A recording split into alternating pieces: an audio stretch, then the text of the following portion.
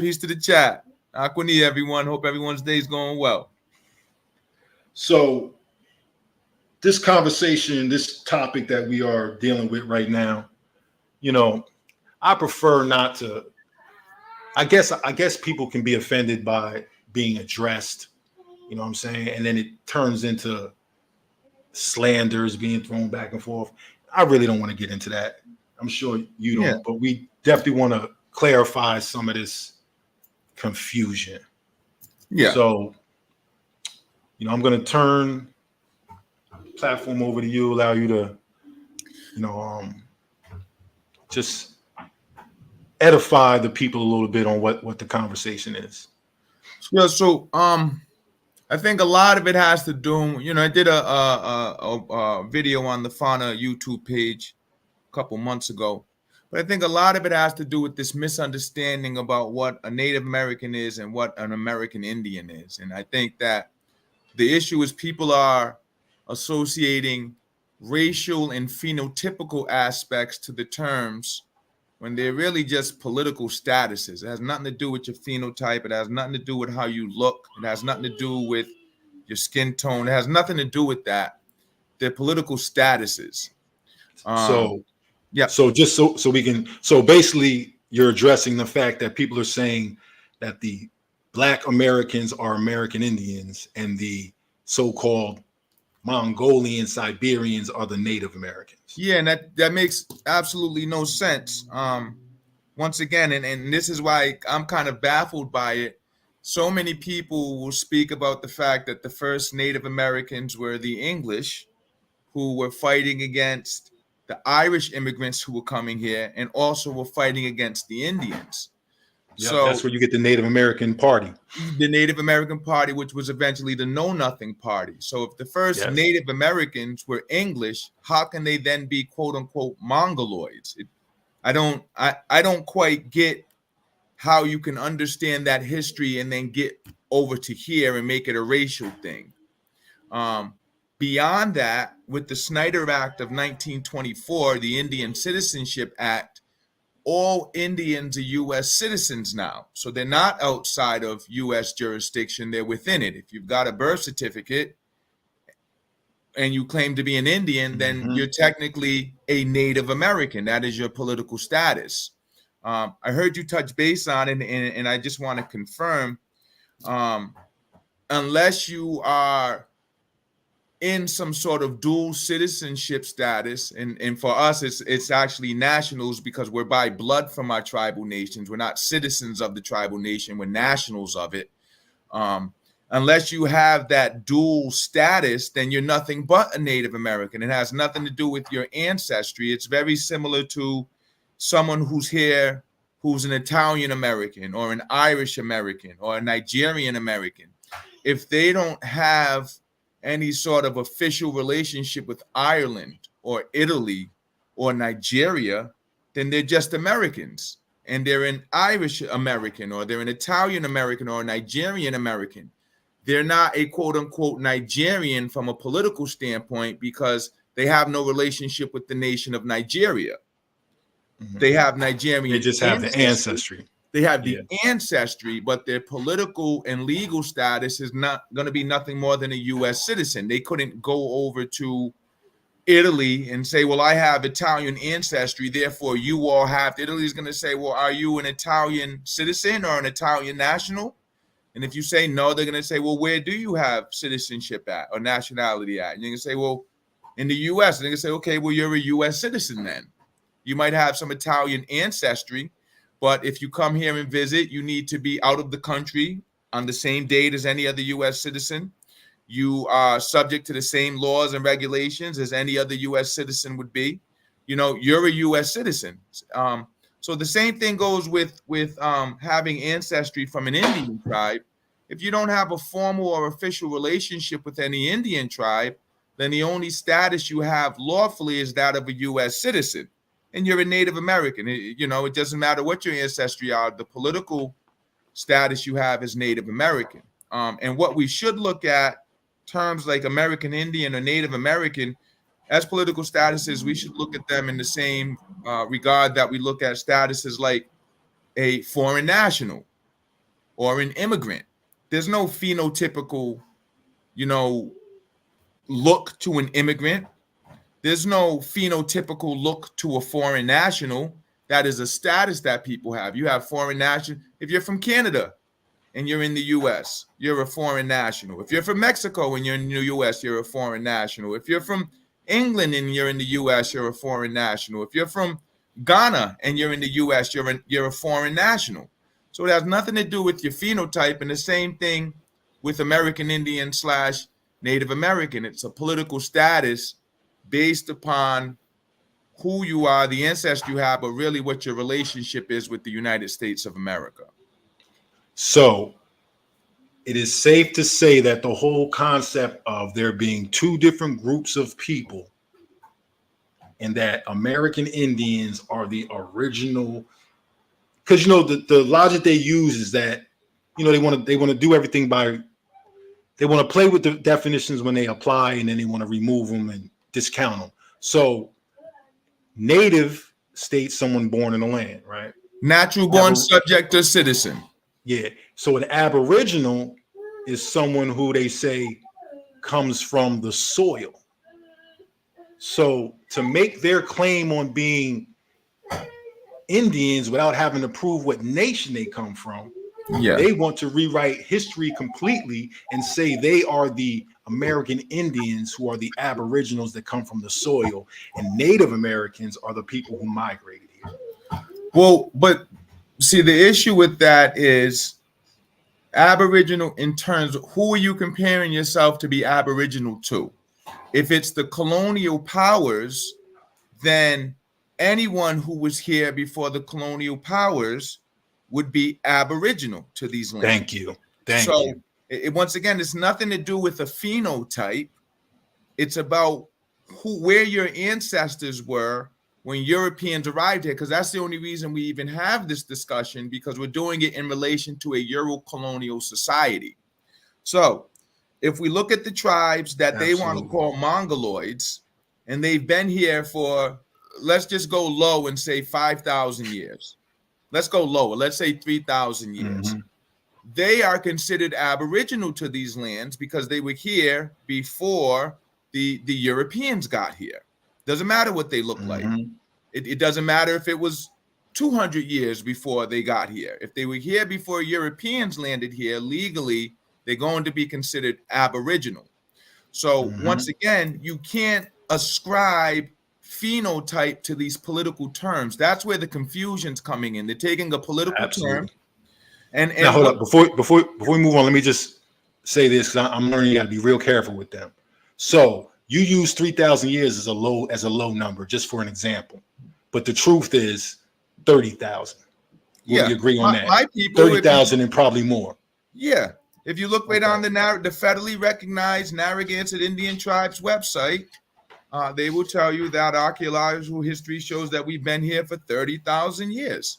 Thank you. Okay, so I just want to clear that up, because these people are real slick with how they interpret information. You know what I mean? So just so we can cover that. So then the other issue is this, and this is the point that I've been hearing you make, and I reiterated: if you don't have a formal relationship with an Indian tribe, then you're just a Native American. It doesn't matter what your ancestry is. It doesn't matter what you look like. It doesn't matter what history you found, because it's a political status. So if you don't have a political relationship with, that's again, right?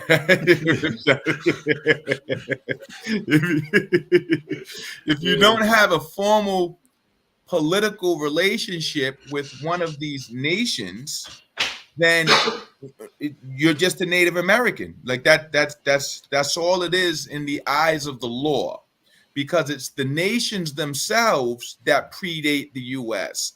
None of us were here before the U.S. None of us alive today breathing were here in 1776, before 1776. Yeah. So if you weren't here before 1776, you have no business claiming to have been here before the U.S.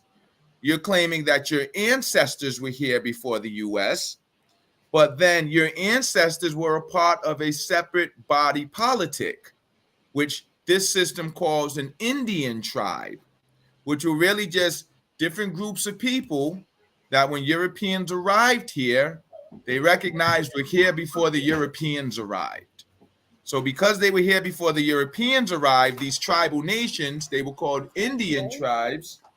And then if you were a member or technically a national of one of these Indian tribes, you were considered an Indian. Now, what's really interesting to me is a lot of them will quote from Verrazano and his visits down into South Carolina and all that to talk about how dark-skinned the Indians were and what their phenotype looked like, this, that, and the other. But then they'll skip what Verrazano said about our people up here. And this was on the same trip in the same journals.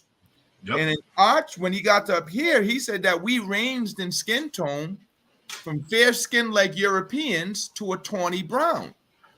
So if this is the same trip that he's making, and he's describing and certain people being very dark skinned, then he gets up into another area and he says they're very light skinned, almost like Europeans. How do you then say that the original quote unquote Indian had this specific particular look based off of this particular person, when this person is saying when they got up into this region, the people up here looked like this? So to your point, you can't cherry pick and you can't ascribe what you want to view as what an Indian looks like to everyone, primarily because that's what happened to exclude a lot of Indians from their heritage. Europeans said, well, if you don't look like this, then you're not an actual Indian. So it seems like all people are doing is just remixing and reapplying the same colonial concepts that they say strip them of their heritage to apply it to other people. And that's just a form of internalized colonization, because you're not going off of who people actually are. You're going off of what you think people are supposed to look like. And that's colonized behavior. Now, the other issue with that is there's a lot of folks who are in these circles, many of them the most vocal, who haven't found an Indian ancestor at all. Haven't found an Indian ancestor at all, but are now positioning themselves to speak on behalf of the Indians. And if you haven't found an Indian ancestor, but you have found Europeans, but you have found people that were enslaved where Africans were enslaved at, why is it that you're overlooking the heritage that you actually have substantiated to claim something based upon what you want to believe or based upon what you read about people that you're not related to? That's a lot of like foolishness that's going on as well. And that needs to be cleared up too. You're not an Indian because you claim you look like something. That's not how that works. You're an Indian because you're blood related to these people that were here before Europeans arrived. Regardless of what you look like now, if your blood goes back to who these people were before Europeans arrived here, you're an Indian, but your political status is a Native American if you do not have any formal relationships with an Indian tribe. Outside of an Indian tribe, you're just a U.S. citizen and a Native American. There's no formal getting together with others who were disenfranchised and saying, well, we're good because you're a band, and bands are not tribes and they're not nations, they're bands. And bands are usually because they're either not accepted by the tribe or the nation, or their tribe or their nation was decimated and now they're banding together. But it's not the same legal weight or authority as a tribe or a nation. And once again, a band does not remove your status as a Native American. Absolutely. And I'm a part of a band. You know what I'm saying? I don't have no issue with that. I understand the historical ramifications of what happened to my people. You know what I'm saying? And why we became a band. You understand? It is what it is. And see, I can understand these things and not be offended when you say this, because I understand the story, because I'm a part of it. You know what I mean? Where other people might be like, what do you mean? You know what I'm saying? And so something else I wanted to just ask you real quick. Who is it appropriate for you to speak on and teach about? My people. Beyond that? I'm really a student, and I can really only speak to what those people say about themselves. I'm not in a position to, like, for example, Pokanokets. So I have Pokanoket blood, but I'm not a Pokanoket. I'm a Narragansett. And I think that this is another, I want to clear this up. It's okay to have multiple heritages, but who are you? It's the same thing if, I'm from Rhode Island, but my father's people are from Georgia, got some other family in Mississippi. So if you ask me who I am, I'm not going to say, oh, I'm a Georgian, Mississippian, Rhode Islander.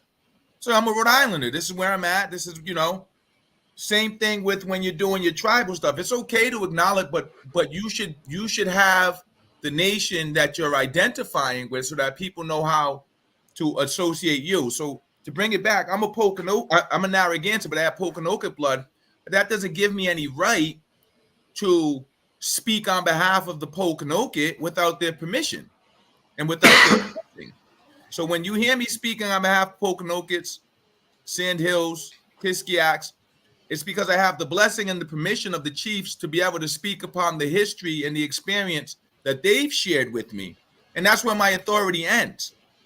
I don't have the right to speak on behalf of people that I haven't made any formal connection with, that I don't have any ties to. And most certainly not because I read somewhere from a European writing something, and now I want to present myself as an expert. Once again, what's different than when the Europeans do that? Why is it bad when Europeans do it, but it's okay when you do it? You're not those people. And being an Indian doesn't make you a part of this amorphous group of people that you can now, that's like being a Black American or an African American. It's that same mindset. Indians are specific body politics, specific nations or tribes that inhabit specific territories that have vastly different histories and cultures and experience with this thing called Euro colonization. But they're not all the same. They're not all the same people. A lot of them weren't getting along when Europeans arrived. So the notion that you can now speak on behalf of all of them because you were misclassified, that's just a falsehood. And that's going to do nothing but cause issues and problems for the people who you're speaking on behalf of without their permission. Absolutely. Now, let me ask you this. If right now the United States of America created a new form of record keeping, right? Yeah. Whoever created something brand new and then went around to everybody's home, interviewed the people to get their information, right? Came to your house and interviewed you, got your information on your family, and then they went back to their building in their hall and they created documents that were all false and put them in their computer. Yeah. Would that strip you of your knowledge? Would your family cease to exist in the real world or only on paper? No, only on paper. See, what happened was a lot of folks who have Indian ancestry, it was presented with, you can be absorbed into the larger community and society as a Negro, or you can stay on these reservations where we placed all the Indians, where you can't leave, where they're terrorizing you because you have land claims. And a lot of people made the decision to go be Negroes. So it wasn't anything, if you have it and you don't know it, it wasn't anything of it being stripped from you. Family members made the decision to go and assimilate. Look, my grandfather refused. He didn't allow any of that talk in his home because he said it would just hold us back and make life harder for us. My uncle is the one that talked about it openly, but my grandfather refused. He didn't want that conversation in the house. Brotherton could not be mentioned in my grandmother's house. See what I'm saying? That wasn't nobody stripping of us of the information. That was our elders thinking they doing something to give us a better chance to succeed. And that's a part of the story that these people are ignoring as well when they sit up here and say somebody stole their identity and the United States conspired with some Siberians to give them our identity. That shit sounds like some James Bond stuff. But let me get back to, my question is, well, what actual facts do you have that happened to you? Because you can't tell me, if I'm up here in Rhode Island You can't tell me, well, this happened to Indians in Virginia, so that means in Rhode Island. No, it doesn't mean that at all. We have a specific history here in Rhode Island. My people literally were detribalized, with Rhode Island saying that we had too much Negro blood to be real Indians because we took in a lot of African slaves. We intermarried with a lot of different other nationalities and cultures through assimilation, but we maintained our culture. We maintained our beliefs, our traditions, all of that. We maintained our land. Now, it blows my mind. If my people were literally detribalized by the state, but we retained our traditions and our cultures, isn't that essentially what everyone is saying happened to them? And if that's the case, then why didn't you all retain your knowledge and your culture like we did here? Other nations, like our Delaware family, got moved off their land all the way to Oklahoma, and they retained their knowledge and their traditions and their cultures. So the question becomes, if you can point to Indian tribes and particular groups of people that were actually had these things documented happen to them, the U.S. conspired against them, the state conspired against them, and then you can see that there are these people who, despite going through that, historical fact proving it, still retained. A, why can't you find the historical fact that shows that that happened to your specific people? And B, why weren't you able to retain your cultural knowledge and heritage like these other people did? That generic conversation don't really go nowhere with me as a Narragansett, because everything they're claiming happened to their people, who they haven't told us who their people is, happened to my people. Documented. And they try to use what happened to you to bolster their case. And then they'll be putting up people up there that I know are mixed Indians, mixed with Cape Verdean, mixed with, but they're mixed Indians, and they'll point to them and say, these are the Negro Indians. And I'll say, well, yeah, because we're mixed with a lot of us African heritage, some of us European heritage, all different types. There's a lot of Cape Verdeans up in this space. They were here from a very early point in the start of the American society, and we intermarried with a lot of them. So a lot of our people have Cape Verdean heritage as well. A lot of our people intermarried with quote unquote Negroes when they moved up here from down south during during that time period. So a lot of us are mixed. But the thing is, we still have that Narragansett blood in us. We still keep up the traditions. We still keep up the culture. We still practice the language. We have the oldest recorded powwow on record. So you're not going to tell me I'm not an Narragansett. I could care less about what you think I look like. I know my family lines. We got the culture. We got the traditions, like you were just asking me, because we were just celebrating Planting Moon this past weekend. For the rest of these folks, why don't you have all of that? Even if that happened to you, why don't you have any of that? And if you're going to tell me that what my people went through something less traumatic and less drastic than your people did, I'm going to be insulted by that, because no, we didn't. And then if you're going to say to me, well, there was more effective to just strip your people from any and all understanding of it, I'm not going to believe that. One of the chiefs up here, he's a Kiskiak from Senecamoco, Chief First Spear. He's Cape Verdean. He's got Cape Verdean heritage in him. But his grandfather tried to tell him and his family for years what had happened to them down in Virginia, but they were caught up in the whole, Black Power, all of that going on.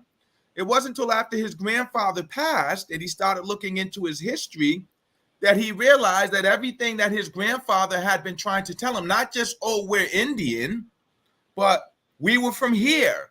There was a specific history and experience that his grandfather was passing on to him, that he was able to tap into and reconnect with others from down in that region. So I don't buy this notion that the Europeans or the U.S. came in and stripped me and my people of everything we had and knew, and that's why we don't know anything. Nah. Part of that is going to be, if you are an Indian and you don't know anything, your folks probably said it's better to just leave all of that behind and go do this. And if that's the case, there's no shame in that, but you have no business speaking down on other people who retain the culture and the history and the traditions and the experience and the knowledge. You have no business looking down on them. You should be looking up to them as a resource for you to reconnect with your history. But the flip side to that is perhaps you're just not an Indian. And I don't understand what the problem is with people not being Indians. I don't understand, why can't you be proud of who you are and what your heritage is if it's not indigenous to these lands? Because in my region up here, the African heritage folks that were brought in, the folks from the Caribbean that were brought in, all of these different populations that were brought in, ended up building really strong relationships with us who are indigenous to these lands, because we were all facing Euro colonization, which was based upon racial categorization and marginalization, and we really had no choice but to bond together.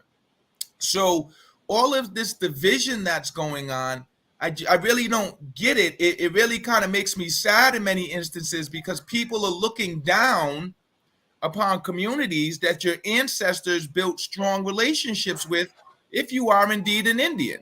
I don't understand it, and I don't understand why people are acting so Euro-colonial in their mindset. That you're continuing the work that Europeans started, and you can't continue the work that Europeans started while at the same time trying to talk about what devils they are. You're the devil now. You're acting just like them. You're the devil now. Midwest Peace Brother, he's talking about the Brothertown. I have Niles. I'm a direct descendant of the Niles that went out to Brothertown. A lot of them started here in this southern New England region, ended up in New York, and then went out to Wisconsin out there in Brotherton. You know, we know the history. We know what happened to our people. No one's going to be able to come in off of what Europeans wrote and tell us anything different. And no one's going to tell me that because someone has a different skin tone than me, because their eyes are lighter than mine, because their hair isn't as kinky as mine, but we're blood related, that we're not blood related. Like that is insane. That's insane. That is insane. And people really need to stop that. Absolutely. So let me so I think this is a great conversation. I want to address something that, you know, this is the tool they use, right? Walter Plecker, right? That's for Virginia. Yeah, I know, but you know, a lot of people came They're through not Virginia. from Virginia. It has nothing to do with them. What happened where your people are from? Because the thing is, these integrity acts were implemented by various states. But let's look at, this is the thing, though. Walter Plecker had a target list, instructions. Yeah. So let's look at some of this.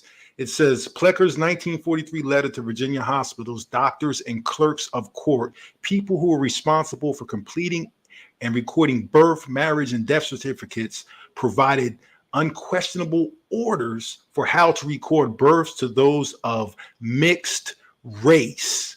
So the point is, Walter Plecker wasn't just targeting Negroes or full-blood Indians. He was targeting people of mixed race ancestry. Yes. So for people to claim that Walter Plecker stripped them of their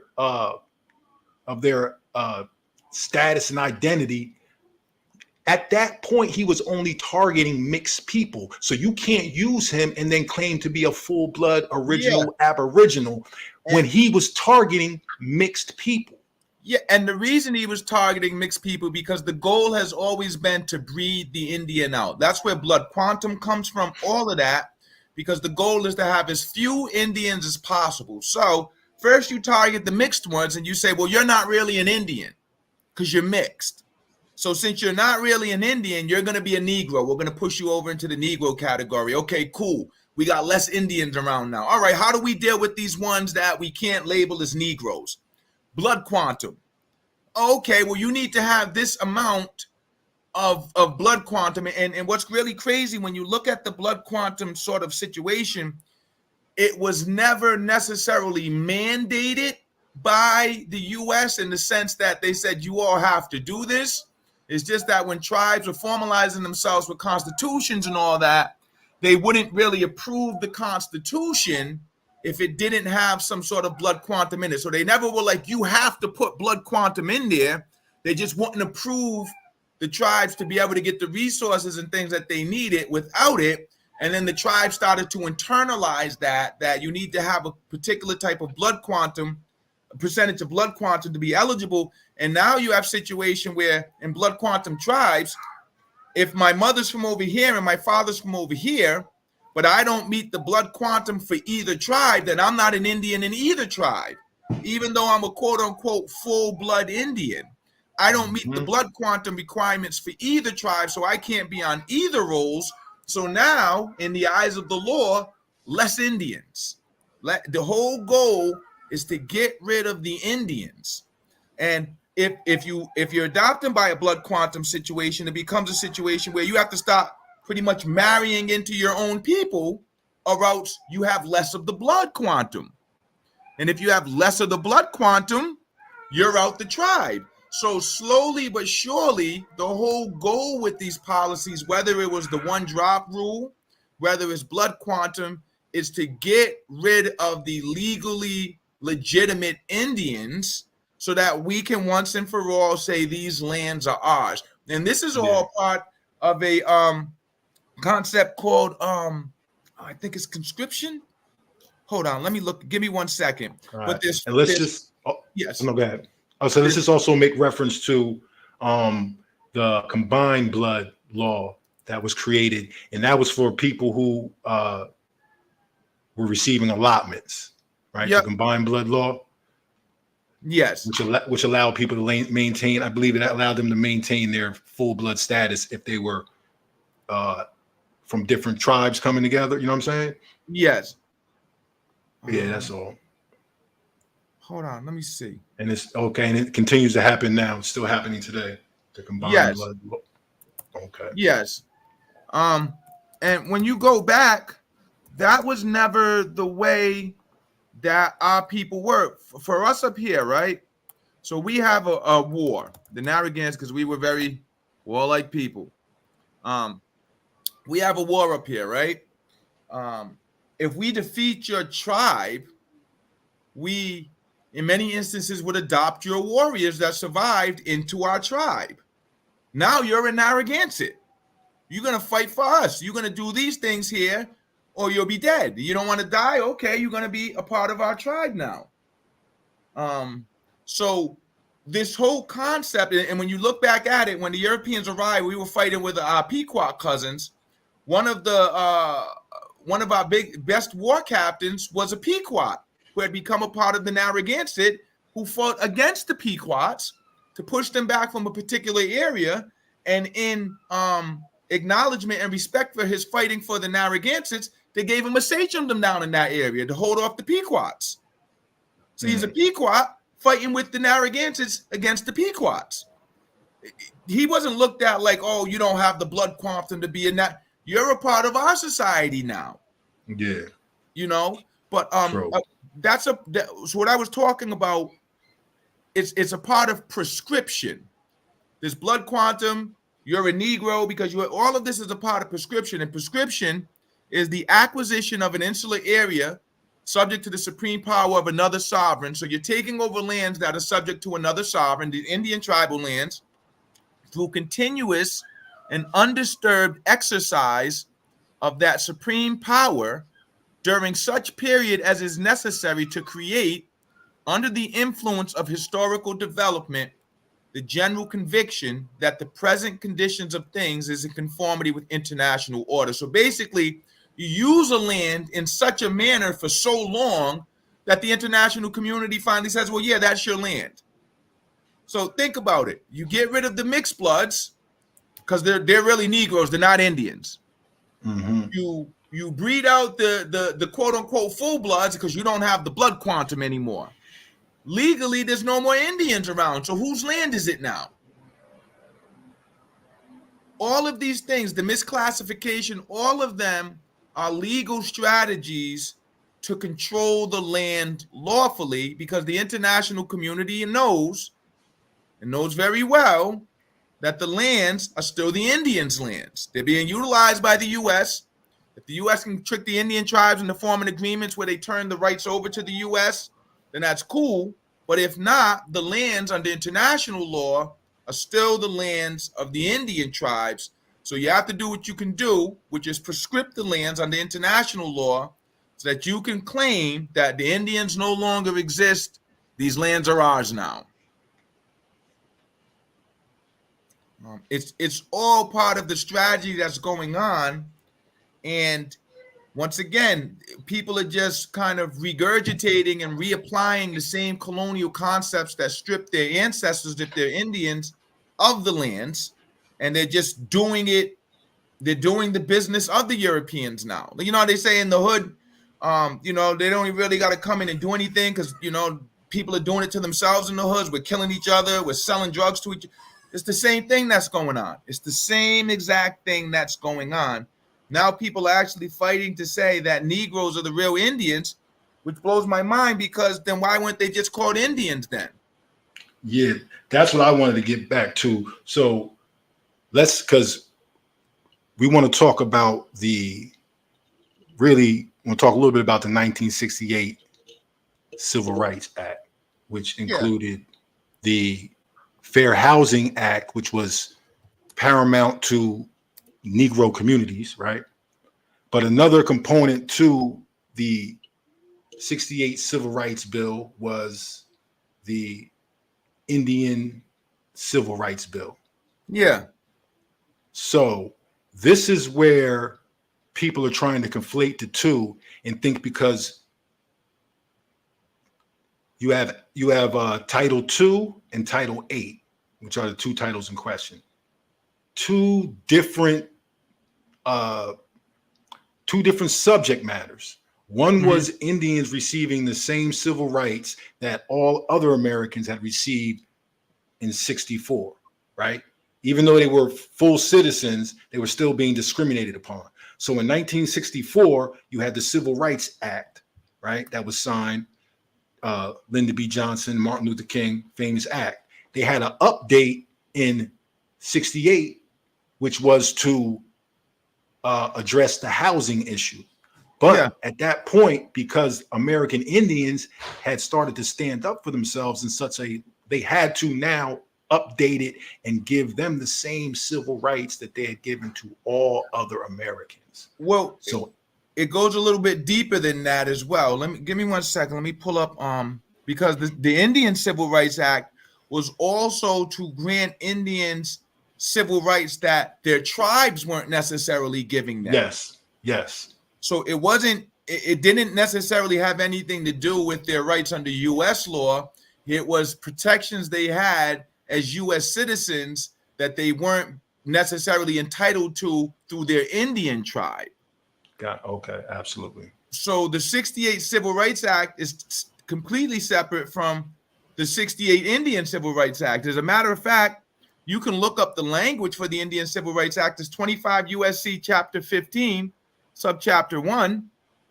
The first thing it says is 1302A, in general, no Indian tribe in exercising its powers of self-government shall. So the first thing it's doing is talking about Indian tribes.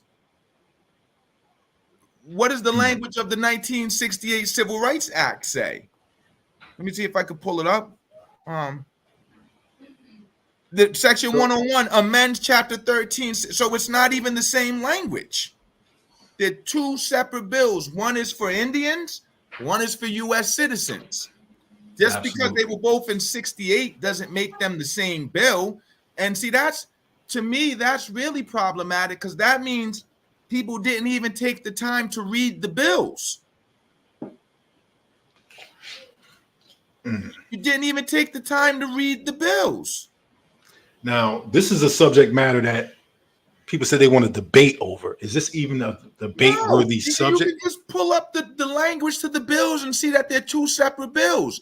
One is, like I said, let me read it. No Indian tribe in exercising powers of self-government, so they're speaking to the Indian tribes, make or enforce any law prohibiting the free exercise of religion or abridging the freedom of speech or of the press or the right of the people peaceably to assemble and to petition for a redress of grievances.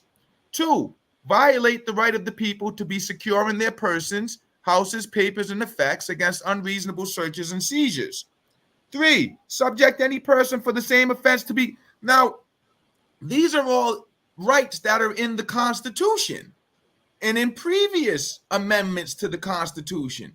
So why would there need to be an Indian Civil Rights Act if these things were already in the Constitution, if they're just talking about the people they're calling Negroes? No, these are for Indians who have official relationships with their tribes, and the tribes were saying, well, we don't have to follow what the U.S. says in our self-governance. And this is when you had a lot of conflicts going on amongst tribes and all that. And what they did was pass a bill saying that all of the Indian tribes that were in that domestic dependent status or quasi-sovereign status, who were subject to U.S. Authority and jurisdiction, when you're doing self-governance, these are the things that you can't do. Then they talk about offenses subject to greater than 1 year of imprisonment or a fine greater than 5,000. They talk about rights of defendants. They talk about sentences, definitions of offense, and effect of sections. So you can look this up, 25 U.S.C. chapter 15, which, like I said, is very different than the Civil Rights Act of 1968.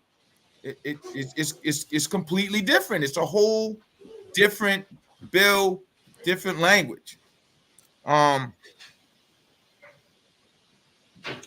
Now, are you familiar with what this petition was about?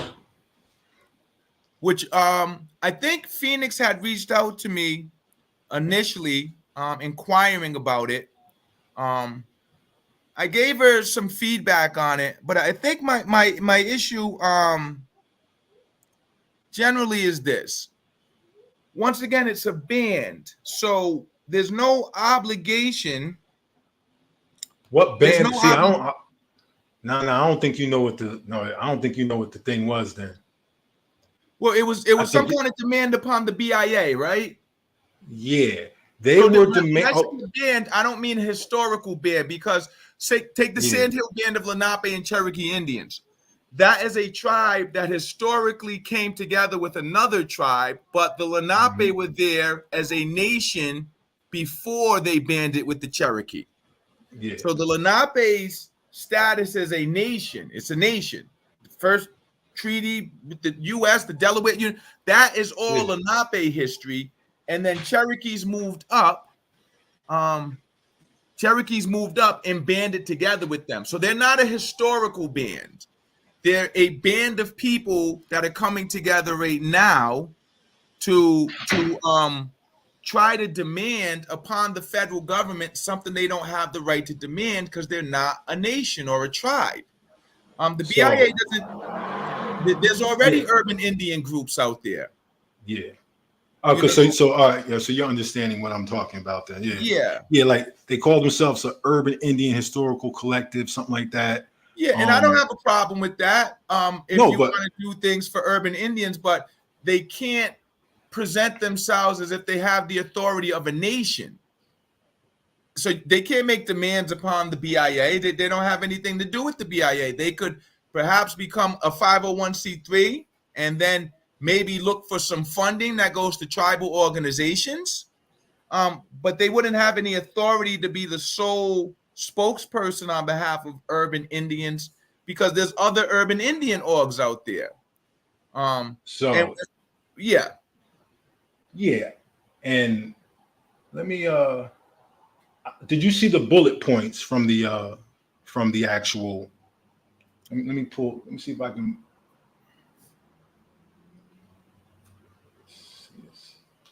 let me find this video.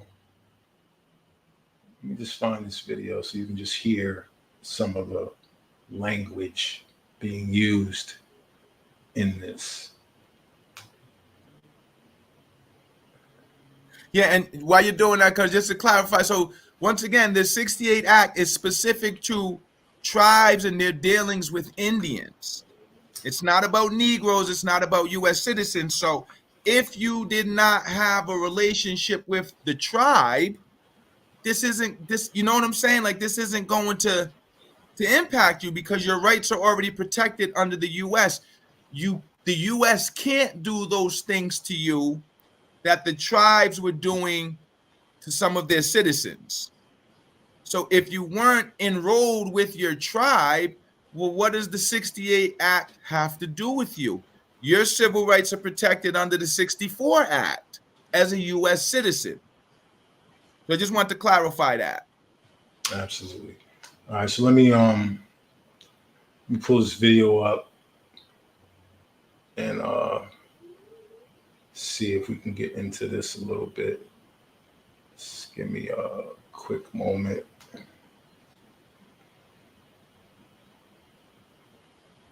Now, like I said, I don't want, it's not the messenger, it's really the message that I'm more concerned with. You know what I'm saying? I don't want to turn this into no personal thing between, you know what I'm saying, although it seems like it's already gotten there on my side. Simply because at some point you got to deal with what's really going on. You got to, you know what I'm saying? Mm-hmm. And so I just want you to hear a little bit of this. That, you know, follows the Autonomous Party on Clubhouse. We've been doing rooms, social rooms. People came in the room and brought up what they thought, and we had conversation. See the man in a room on Clubhouse, some other things. She left the room. Simple as that. We had the room later on. I don't care about none of that stuff. I just want to talk about the petition. And everybody that was in the room listening before maybe she came in.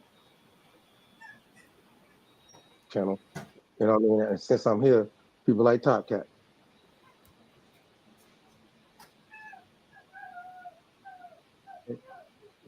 It's a lot of people that pulled up. And I appreciate them from coming, by the way.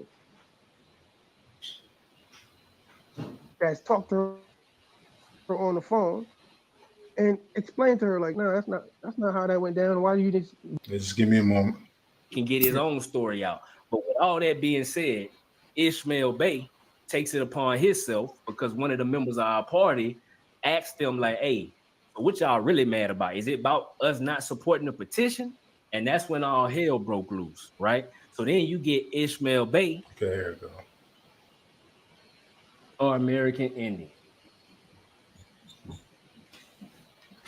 And specifically, what his opinion was on her petition. All right. So on her petition, I want to make sure I pull this up so we can be right and exact. All right. So let me share this here.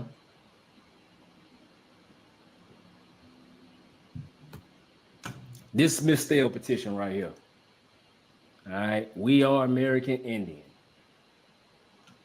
All right, so it's clear she had her own petition at about 3,000, a little over 3,000 signatures. All right, and she started this petition, I want to say she said about a year ago. Let me double check real quick. Yeah, want to say, let me see if it got the date on here.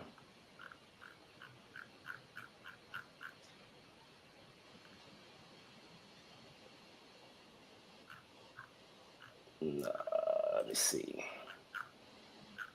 Yeah, clearly you can see it's been over a year since she had this petition. All right. So in Stale's petition, even though at the party, the petition itself, like just having a petition, we don't agree with petitioning for anything when it comes to anything that has to do with a remedy. However, the basis and the content in what Ms. Stale put in the petition, we do agree with, because she's talking about the misnomers, the labeling, all of the other things that we know to be a fact, which was the same reason why, like, we didn't agree with the urban Indian petition. We at least agreed on the misclassification part. So let's get that misunderstood. Misclassification is not the issue. Okay, that is not the issue whatsoever. And we're gonna get to what's the big issue in their petition. So Ms. Steele petition, it referenced ADRIP, UNDRIP specifically, and different things that had to do with the Civil Rights Act of 1968. All right, so right here, she breaking down the UNDRIP. For those of you who don't know, United Nations Declaration on the Rights of Indigenous People. All right, so she literally cited it, and this is what she was using on the basis of this petition, basically to bring awareness and start a conversation. All right, that's all it was. So no problem with that. She did a great job. You could tell she coming out of the education community because she cited her sources, the whole nine. She's not really asking for anything. Her main purpose, the purpose of this petition, is to cease presenting misnomers and fictitious labels placed upon American Indians and those whom are descendants to those indigenous to the Americas based on physical appearance and phenotype. Anybody in this community should have no problem with that whatsoever. All right. So she came with what she came with. We told her what we said. We left it at that. So come to find out, she was a part of the initial grouping of these individuals. She left for whatever her reasons are. You know, we ain't gonna get into that because this is not a Steele versus them. This is just a timeline of how things actually happen in real time.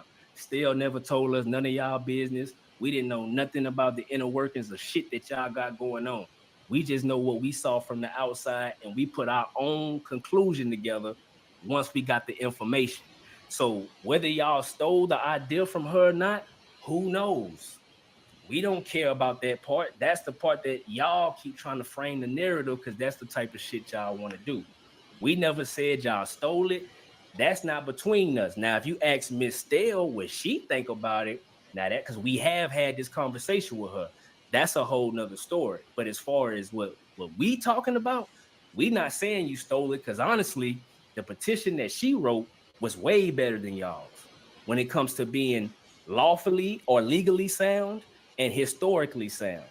All right. So now for those of y'all, we'll put the link for Steele petition in there. If somebody from the team could put it in the chat so people can see, that's cool. Y'all can check that out. Do what you do. You know what I'm saying? If they stole it, I got a very good idea, me personally, that they definitely got the idea from her because you can tell in the timing of things and how it played out. And if she was still down with y'all, why she ain't there no more? But that's a whole nother story. So now let's get to their petition because here go the real problem. You got something to chime in real quick, Matt?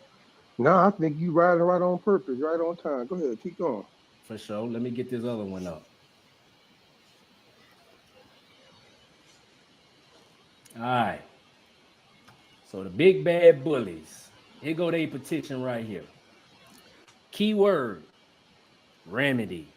Now, anybody dealing with law understands when you saying a remedy, you saying you coming with a fix, you coming with a solution, right, to a problem. So we talking law now. All right, now, here go my problem with you, Phoenix. Since you here, make sure you hear this part clear. Now, I'm not no person I don't hate, right? I've been watching your videos when I first came into this information. And one thing that stuck out to me the most, because I like law, I got a passion for law.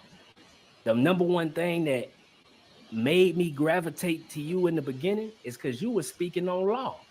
So now I'm trying to figure out, how do you, who understand legal maxims, who understand public and private, and all this other shit, how do you go from that to what you wrote in this petition? Because this petition is nowhere near a remedy. It's not legal nor lawful, and it's built upon straight up bullshit. So I'm trying to figure out, either you're not qualified to be in this leadership position that this petition is trying to put you in, or you playing some type of slick side game on the back end. Either way it go, we're going to put it out there and we're going to let the people decide, because you ain't want to come speak for yourself, you and your big boy ish. So you can respond to this however you like, but we're going to get the facts out there.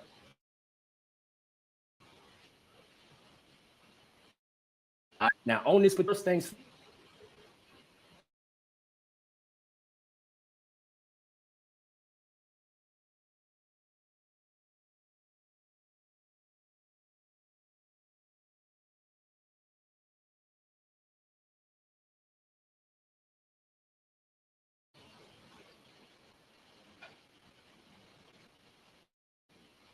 I realized it. And I'm going to do a high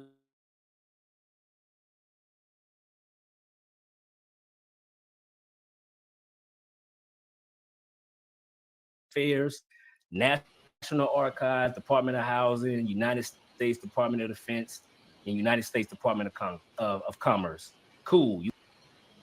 All right. So listen. What type of demand is that?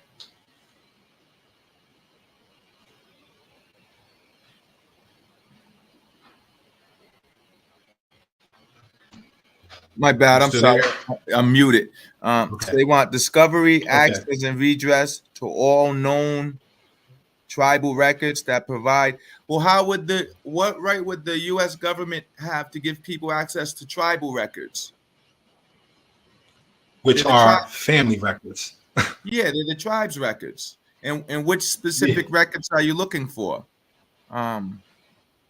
Distinction of the misclassified American Indian that are in possession of the United States Bureau of Indian Affairs, National Archives, Department of Housing, United States.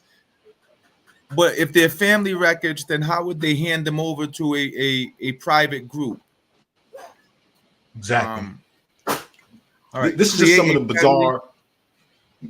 Yeah, I think that this is kind of where, when she, because like I said, I believe she sent it over to him and I gave her feedback, and I think I thought that I could see where she was trying to go, but I didn't quite understand what the authority was for them to claim a lot of these things. Create a federally commissioned genealogical committee managed by the UIHS to examine genealogical findings of bloodline lineage for misclassified. So once again, why would the federal government need to do that? What is when you can go and reclassify yourself on the U.S. Census, when there are private organizations out there where you could get access to records and all that? Why is it the federal government's authority job to do that? And I say that because there's a thing called standing, and standing means that I myself was harmed by this particular action. For our ancestors who were misclassified in that regard, they might have had a case. But if our parents marked us down as this of their free will, they didn't have a gun to their head, they weren't being, then there's really no standing to claim that something happened, especially not when you can go on the U.S. Census, which is every 10 years, and just reclassify yourself. So there's many different avenues. If people want to be on record as being an American Indian, they could go ahead and do that. But I also don't understand why the government would be required to do these things for a private group that's not a nation. Like I said, the UIHS appears to be a band. It's a band of people that are saying that they were misclassified. So it's a band of people who don't have any specific relationship to a tribe, which means that they don't have the authority to claim things that a tribe would. And no tribe could say, well, give us the records for everyone. So a private group wouldn't be able to say that. Let me see. Create tribal band extension commission approved by the UIHS. Well, yeah, I can let him read it, and then we can okay. You don't have to squint and read it. Yeah. You want access to the records? Hey, ain't no biggie there. That makes sense, right? That doesn't make sense. Second point, you want to create a federally commissioned genealogy committee managed by y'all, UIHS, to examine the genealogy findings of bloodline lineage for misclassified American Indians, right? So here we are, right here and there. As part of this petition, this would put you guys in a power position, right? So anybody who's putting themselves in a power position needs to be for the people. See, my thing is, how do you, all right, you're saying you're misclassified. Yeah. Right? These people, like, we can understand how you're misclassified, how we're misclassified, how our people are misclassified. It's right there. You can see our community's history. Yeah. Right? And everybody who's a part of that experience it didn't just happen to them, it happened to their community. Am I right? Is it safe to say that? Yes, because it was a tribe. It wasn't the individual, it was the tribe that this happened to. So why would they need to get that information? Why wouldn't you already know that information? This is why when I say to people, community, why, you know what I'm saying? Like, they're making claims that they want information on misclassified Indians. How do you know they're misclassified? Yes. That's the point I'm trying to make. And my thing is this. Why are we going to the federal government for this instead of going to the Indian tribes? If you are misclassified, what isn't your goal to get back with your community and back with your tribe? No, you're going to see what it really is. Hold on. Okay. Keep going. You're going to see what it's really about. It would just make the most sense, right? Since you're trying to ask for these things and you want yourself to be in charge. All right, so now, next they want an oversight committee that governs the 7 mandatory criteria for tribal membership and appeals for tribal membership denial within all state and federally recognized tribes. Yeah, Right? well, so look, pause that for a second. So what they're getting into sovereignty. So let me explain how this works. Tribes have sovereign rights to determine who is or is not a citizen of their tribe. Mm-hmm. If I'm 100% full blood, whatever, but Asher, but I don't conduct myself in accordance with the traditions and cultural norms of that tribe, they can put me out. That's what sovereignty is all about. And that goes all the way back. If you was acting up within your tribe, they put your stuff on the edge of the territory till you don't come back. That's how a lot of bands got started. People who were outcasts from their tribe end up linking up in the wilderness together, forming bands, but they weren't the tribes. So every tribe has sovereignty. I myself, I'm Narragansett, but I'm not enrolled with the federally recognized Narragansett Indian tribe. My mother is, my aunts are, some of my younger cousins are, I'm not. Mm-hmm. Regardless of how I feel about it, they have the sovereignty to decide who they want to let into their tribe or don't want to let into their tribe. They have the right to determine what the criteria is to be a member of their tribe. Just because I'm not enrolled with the Narragansett, the federally recognized Narragansett Indian tribe, doesn't mean I'm not a Narragansett. It means that I'm not enrolled with the federally recognized Narragansett Indian tribe. Yeah. Who am I enrolled with? The Mashipog Narragansett tribe, who are Narragansetts. We're just not federally recognized. So there's no space for the federal government to say to an Indian tribe, you have to let these people on your rolls because we said so. That's once again, that's recolonization. That's taking sovereignty away from Indian tribes and giving it to the U.S. government. But aren't we upset that about the whole $5 Indian situation where we're saying that the U.S. allowed Indians who weren't really Indians to be? Well, it sounds like the same thing's being asked of the government again. And once again, that's where my misunderstanding comes in, because if it's not good when the Europeans did it, why is it good when we try to do it? Okay, so yeah, because what it sounds to me is they're looking for the BIA to empower them over federal Indian nations, as to who is in their nation. Yeah, and that's not it. The government can't do that. That's the first thing. Secondly, it's not going to do that. And thirdly, why? Well, for me, thirdly, like this would be first and foremost, who you would think that you are deserving of that power? That was going to be my third thing. What gives anyone, never mind just this group, anyone the authority, the right to feel they have authority to determine who belongs where? If indigenous folks have the right to self-determination, then how can you trying to take it away? Yes, the federal government to determine who is or is not for them. I think it's that. And this is, like I said, this is where it just becomes, the issue is if the Indian tribe is not accepting of people who have the heritage to the Indian tribe, that is something that the Indian tribe needs to work out. It's not the federal government's fault. That is an internal issue that the Indian tribes have to deal with. And I don't disagree that it's a problem, because there's a lot of racism that goes on in Indian tribes. There's a lot of history that has been mistaught to people.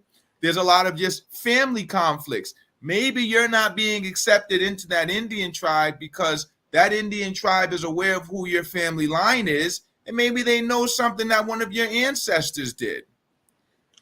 You Just folks real don't quick. care about misclass American. No. That's A. Marie Kahan.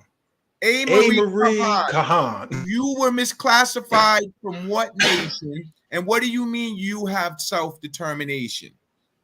She said we only care about federally Neither of us are federally recognized. Like, what are you talking about? And this is the foolishness, because we're not feeding into your victim mentality based off of a generalized claiming of an identity. Because American, well, if you're Ameri, that's saying to me that are you down somewhere in South America? Because we didn't call these lands up here Ameri or Ta Ameri. My people, Meshantikit, Maswaskit, Meshipog, these are the names that we had. You don't sound like you even know who you are. Further, misclassified from where? If you were misclassified as a Negro, could you have been from the Igbo people and been misclassified as a Negro? Could you have been from the Hausa people and been misclassified as a Negro? Misclassified from what to what you're claiming today? The generic stuff doesn't work when you're dealing with other Indians. You can pull that generic stuff when you're talking to people who don't know their history, who aren't tied to their nations, who haven't gone through the experiences that you're claiming to have gone through. You can't pull that with us. You have to save those tricks for the audience you can play them with. If you can't tell me who you were misclassified from, my mother's birth certificate said Negro. She was misclassified from a Narragansett to a Negro. So I know who she was misclassified from. Your mother was never part of the American people. None of your ancestors told you that they were American. You made that up for yourself. You don't have the right to self-determine a made-up identity for yourself. That's not what UNDRIP and ADRIP are saying. And UNDRIP and ADRIP are talking about peoples, groups of peoples, nations, not an individual person. As right now, with your birth certificate and all of that, you are self-determined to be a U.S. citizen. That's your identity. Mm-hmm. Yeah, let's talk. Let me ask you something about this. When they talk about status in terms of U.S., like they changed my status, is status other than citizen? No. What do they mean? Changed your status from what? As a matter of fact, one of the biggest issues was that because the Indians weren't citizens, they couldn't vote, so they had no say in anything that the U.S. was doing to them. Now, the real reason they made us citizens is because they wanted, once again, to prescript the lands. Well, if they're all citizens, that means that they're not underneath their own tribal nation. So once again, they're not real Indians and we own their land. But the flip side to that is, as citizens, the right to vote, the right to say that this is wrong or this is right, all of those things that citizens are entitled to, you now have access to. So when you say they changed your status from what? You got to speak specifically with me here. I don't want to hear this generic. First of all, who's they? Because for us, it was the state of Rhode Island. The state of Rhode Island is the one we had issues with. The people from the colony of Rhode Island are the ones we had issues with. They bowed out. They bowed out. They indigenous to America. We don't have to spend no more time on that. They indigenous to America. That sounds ridiculous. It sounds ridiculous. It sounds ridiculous. It sounds absolutely. So you're not from a tribe here then. You're indigenous to America. Who's the America tribe? I'm Narragansett. There was no America tribe up in my people's territory, so you're clearly not from up here. I know what Lenape is, Pequot. You don't know about the Amaragakan-Gakins? You don't know about the Amaragakan-Gakins? No, they weren't up here in my territory. Why would I be expected to learn about them? Why would I be expected to know about them? Yeah, there was a small band called like the Amaragakan, something like that. I can't say it right, but they came up. They visited up here for a little bit. It was like 17 people, and they'll try to throw that name up. Well, how are they blood related to those people? They blood related to that 1828 Webster's Dictionary definition of America. All right, written by a European. Absolutely. See that's what I'm saying? Creation story. Let me ask this: of these groups that are saying this Aboriginal stuff, who can tell me anything about themselves that doesn't need to go to what a European wrote? That's always my question. What the Europeans wrote should be supplementing what you know about your people. So my grandmother told me I was a Narragansett, and then she brought me down to the Narragansett powwows every year. I didn't need to read in a book that I was a Narragansett. I'm at this powwow with all these people that look like me down here. And I'm hearing about this is the oldest powwow, and I'm hearing songs. So now when I go and look up European stuff, oh, wow, yeah, that's right. That's what my grandmother said. Oh, that's right. I heard them say that at the powwow. So the barometer for what's true or not is my people and my history and my heritage. And then I'm able to look at what the Europeans write and say, okay, they're on point there, or no, that's completely off.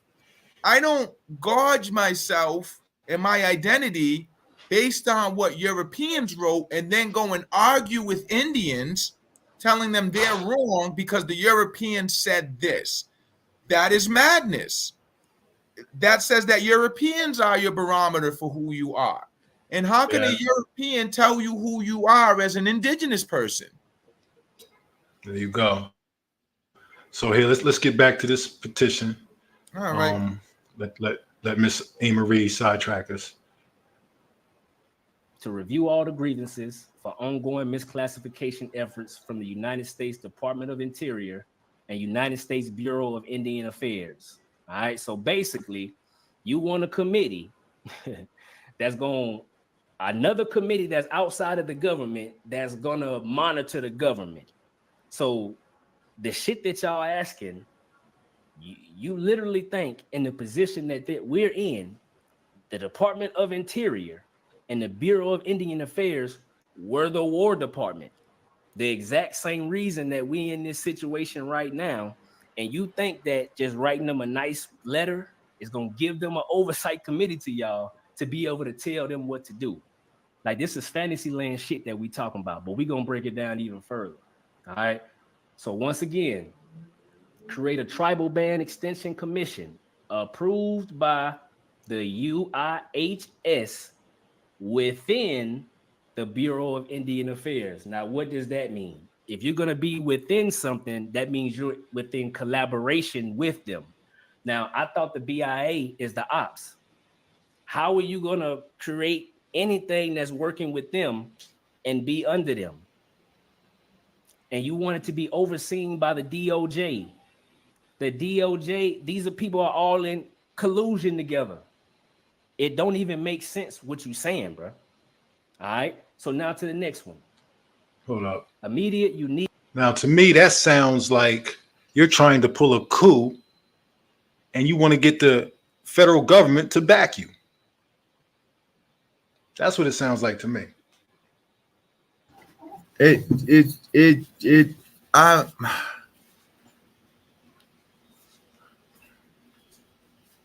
Wouldn't Congress be the oversight for the BIA?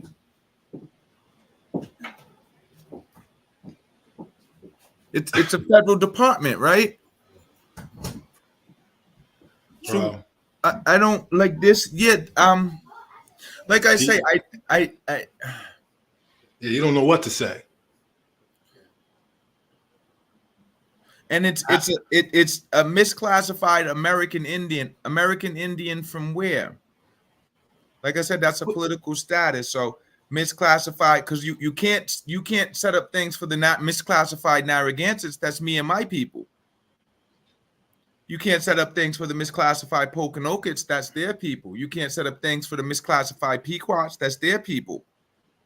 So then my question becomes, which of these nations or which of these people granted this organization the authority to speak on their behalf, like you asked in the beginning? And if we don't want the federal government speaking on our behalf, we'll speak on our behalf. Why would we want any other organization to speak on our behalf? And why would you want to speak on the behalf of people that haven't given you their blessing or their authority to do that?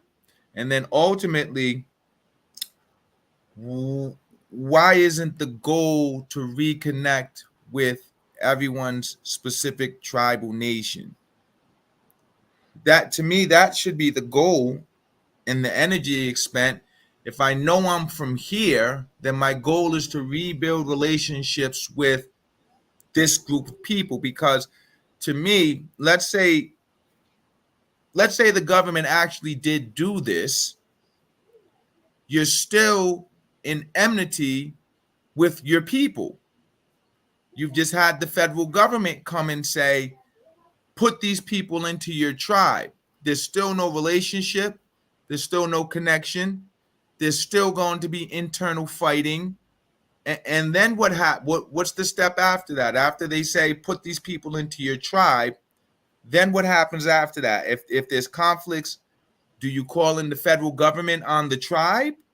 Do you? I would see this more creating internal conflicts within the tribal nations than fixing anything. And once again, I'll point to my own people. We knew who we were. We know who we are. A lot of us, especially when federal recognition came around, the tribe started removing larger Narragansett families from the federally recognized roles. So for my people, we just reorganized all of those larger families. My tribe is consisting of 13 families. We call them clans, but they're 13 families, all documented historical Narragansetts. And we reconstitutionalized Mashapog, which is one of the ancestral villages where we all live now. So we're not going after federal recognition. We were seeking to reestablish our traditions and our cultures and create and provide a space for our people. We didn't need to reach out or call upon the federal government to do that. You can do that on your own. Get together and connect with your traditions. And in the process of us doing that, we've started to rebuild relationships with the federally recognized tribe, because there's no denying who we are. They know who we are. There's no denying it. So now when you get to a point where there's no denying it, now comes the healing and the forming of community. And that's not going to happen. I can tell you, there's been a few people who have tried to complain to the federal government about the fact that they're not on the rolls or this, that, and that has done nothing but cause confusion and cause animosity and cause conflict.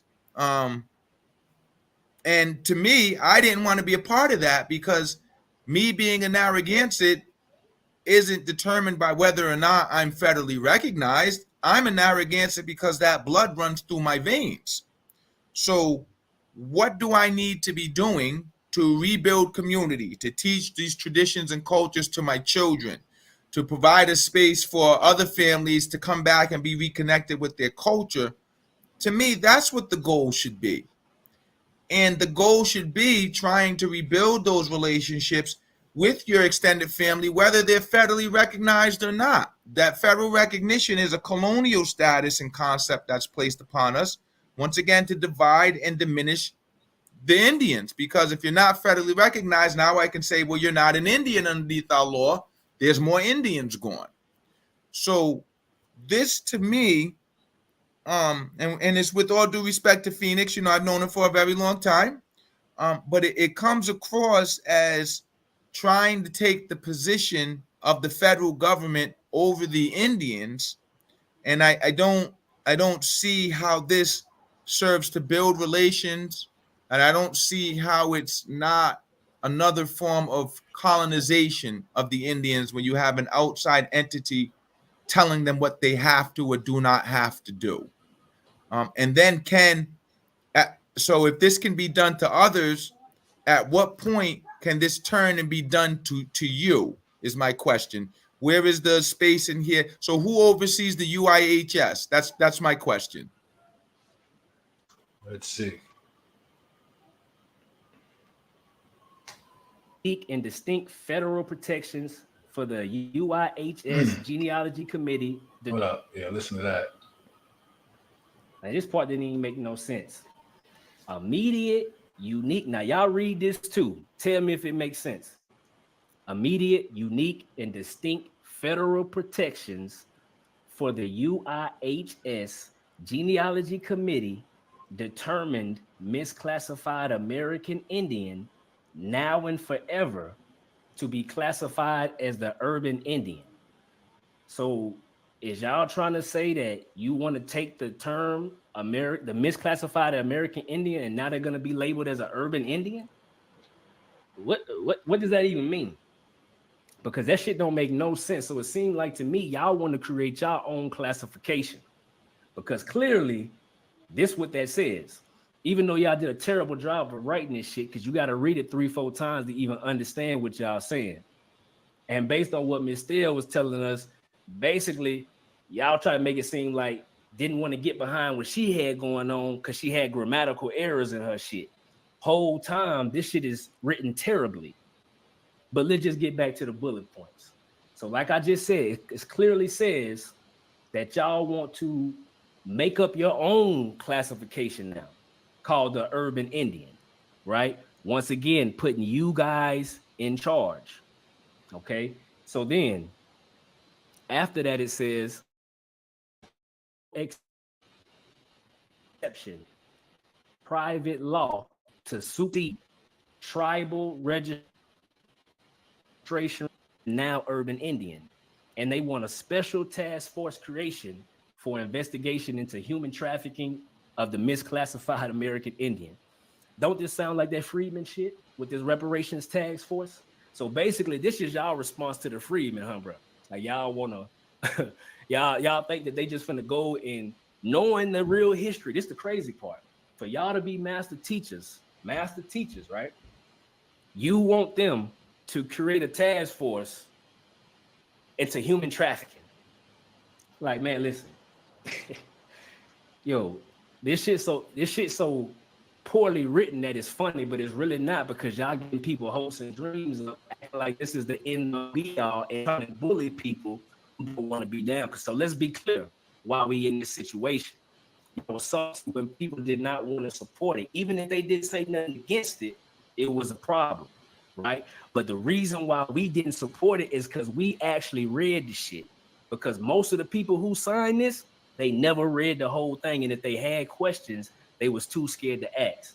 Hey, hold on, Marte. For the record, ahead, hold on. For the record, go ahead.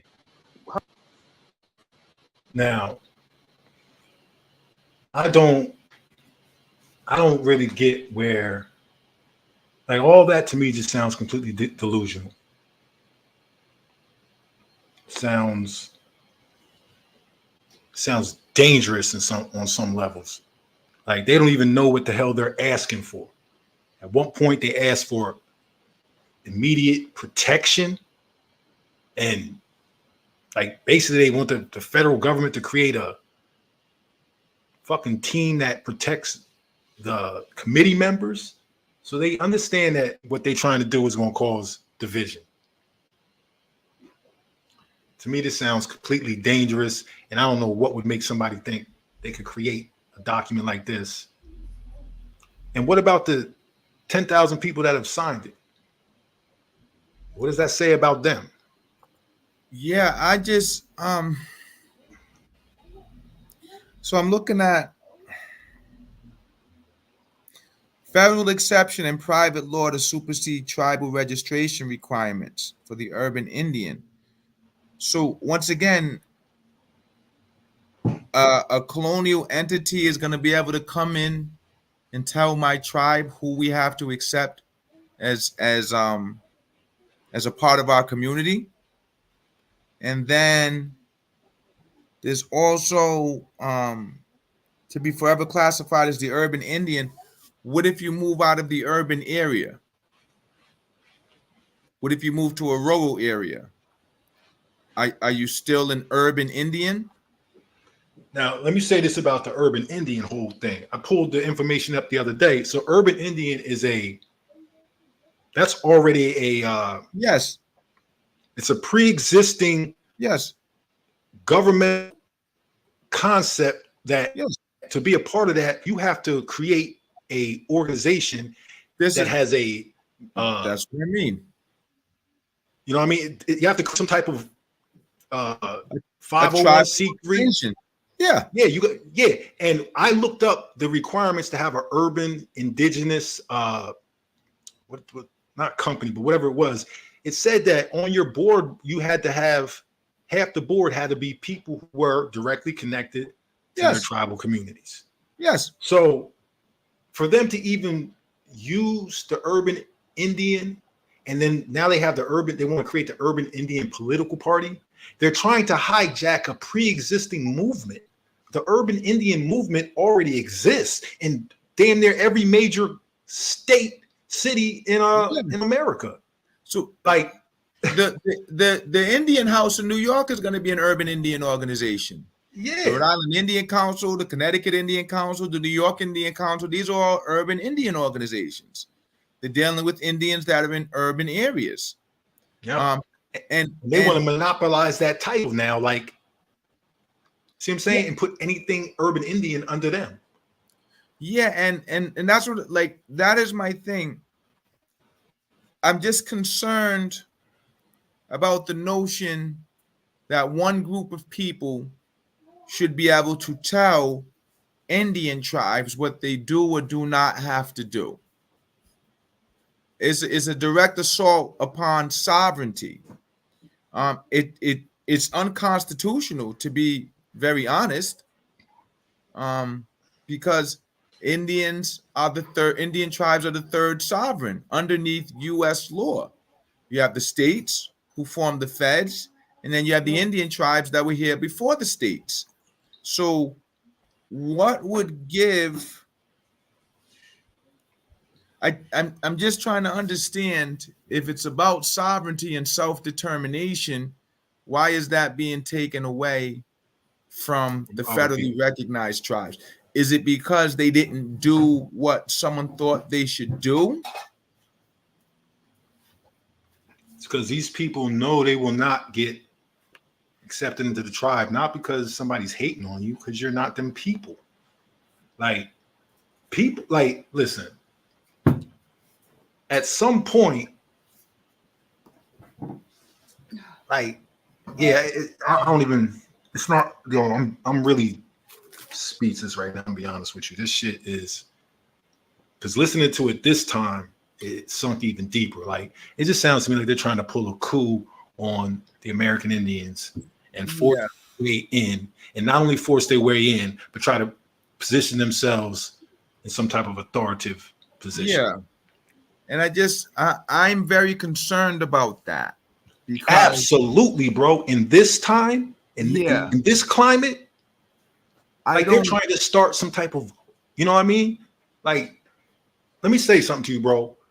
I don't think they understand how passionate people are about their experiences.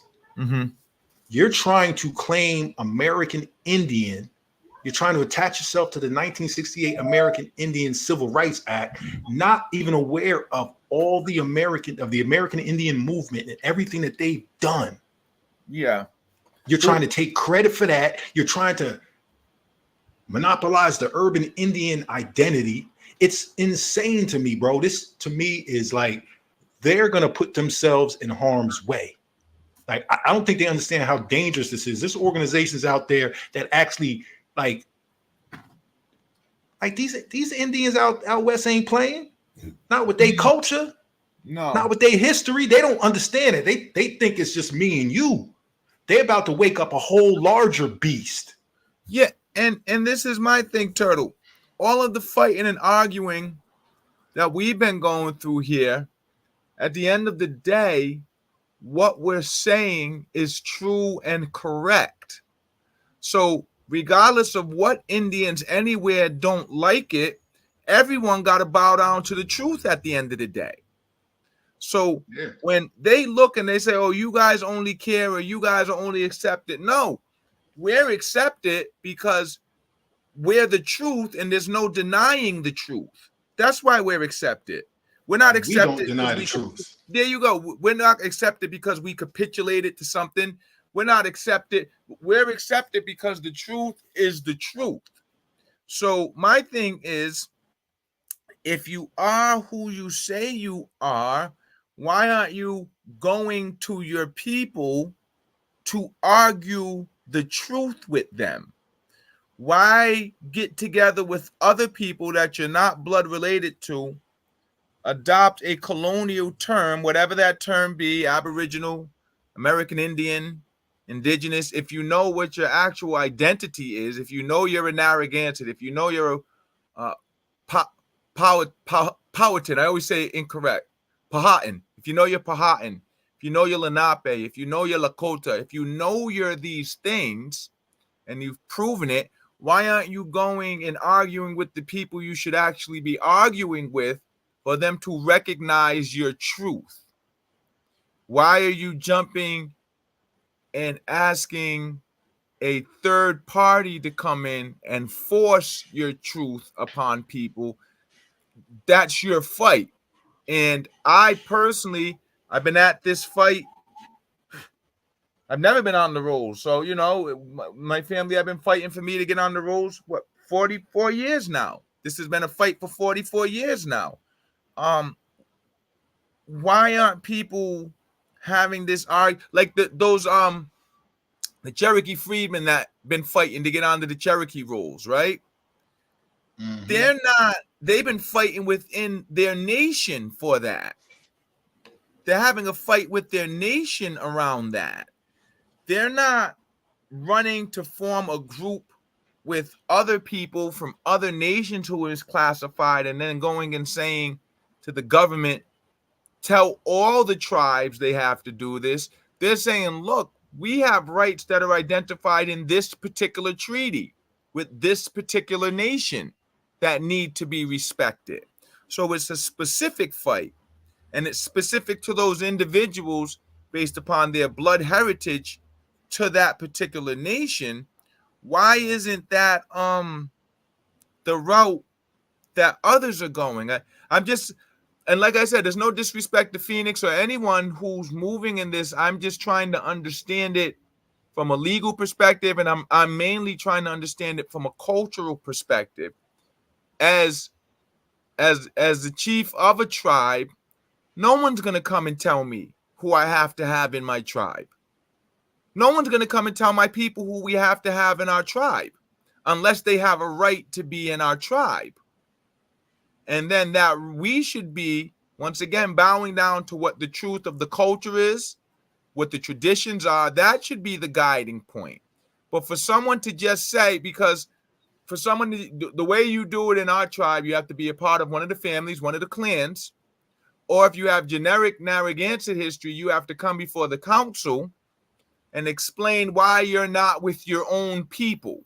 If you're Narragansett, well, which tribe is your people with? Because there's a Mashapag, there's a Northern Narragansett tribe, there's a Uskapag Nihantic Narragansett, there's a Ninigrit Nahantic Narragansett, and then there's the federally recognized Narragansett Indian tribe. So the first thing we're going to ask is, well, where is your family at? Which tribe is your family a part of? And then if you're a part of one of the other tribes, the next question we're going to ask is, well, why aren't you with your family? You're not just going to get to automatically come over because you're a Narragansett. Why aren't you with your family? And then after that, the council is going to have some discussion, and the council has the right to say, no, you need to be over with your family. No one's going to come in after the council says that and tell us, no, you need to accept this person. That sounds ridiculous. We don't have to accept anyone, just like no one has to accept us. However, we do have to accept those who meet the criteria and operate accordingly. So this is all comes to the point of sovereignty. If Indian nations are sovereigns, then they have the right to self-determination. And if they have the right to self-determination, Sean Finley, if you're Chata, why aren't you with the Chatas then? You don't need recognition he from don't need people? Yeah, he don't need recognition. That sounds so you don't need your own people to recognize you, then why even bother complaining then? Because it comes across like really, it seems to me that the ground basis for a lot of this is wanting benefits and supports and maybe some money from the feds. Mm-hmm. Because you don't want to go to your Chata tribe, but you still want benefits for American Indians, which are because you're a Chata. And how is sovereignty corny? I don't even understand. Sovereignty is how tribes, sovereignty is why Indian tribes even have rights, because they're sovereigns. So how can sovereignty be corny? Because if there's no sovereign Indian tribe, then there's no such thing as a Chata. It doesn't exist. Bro, this is corny because he's seeing how shallow his cup is. See what I'm saying?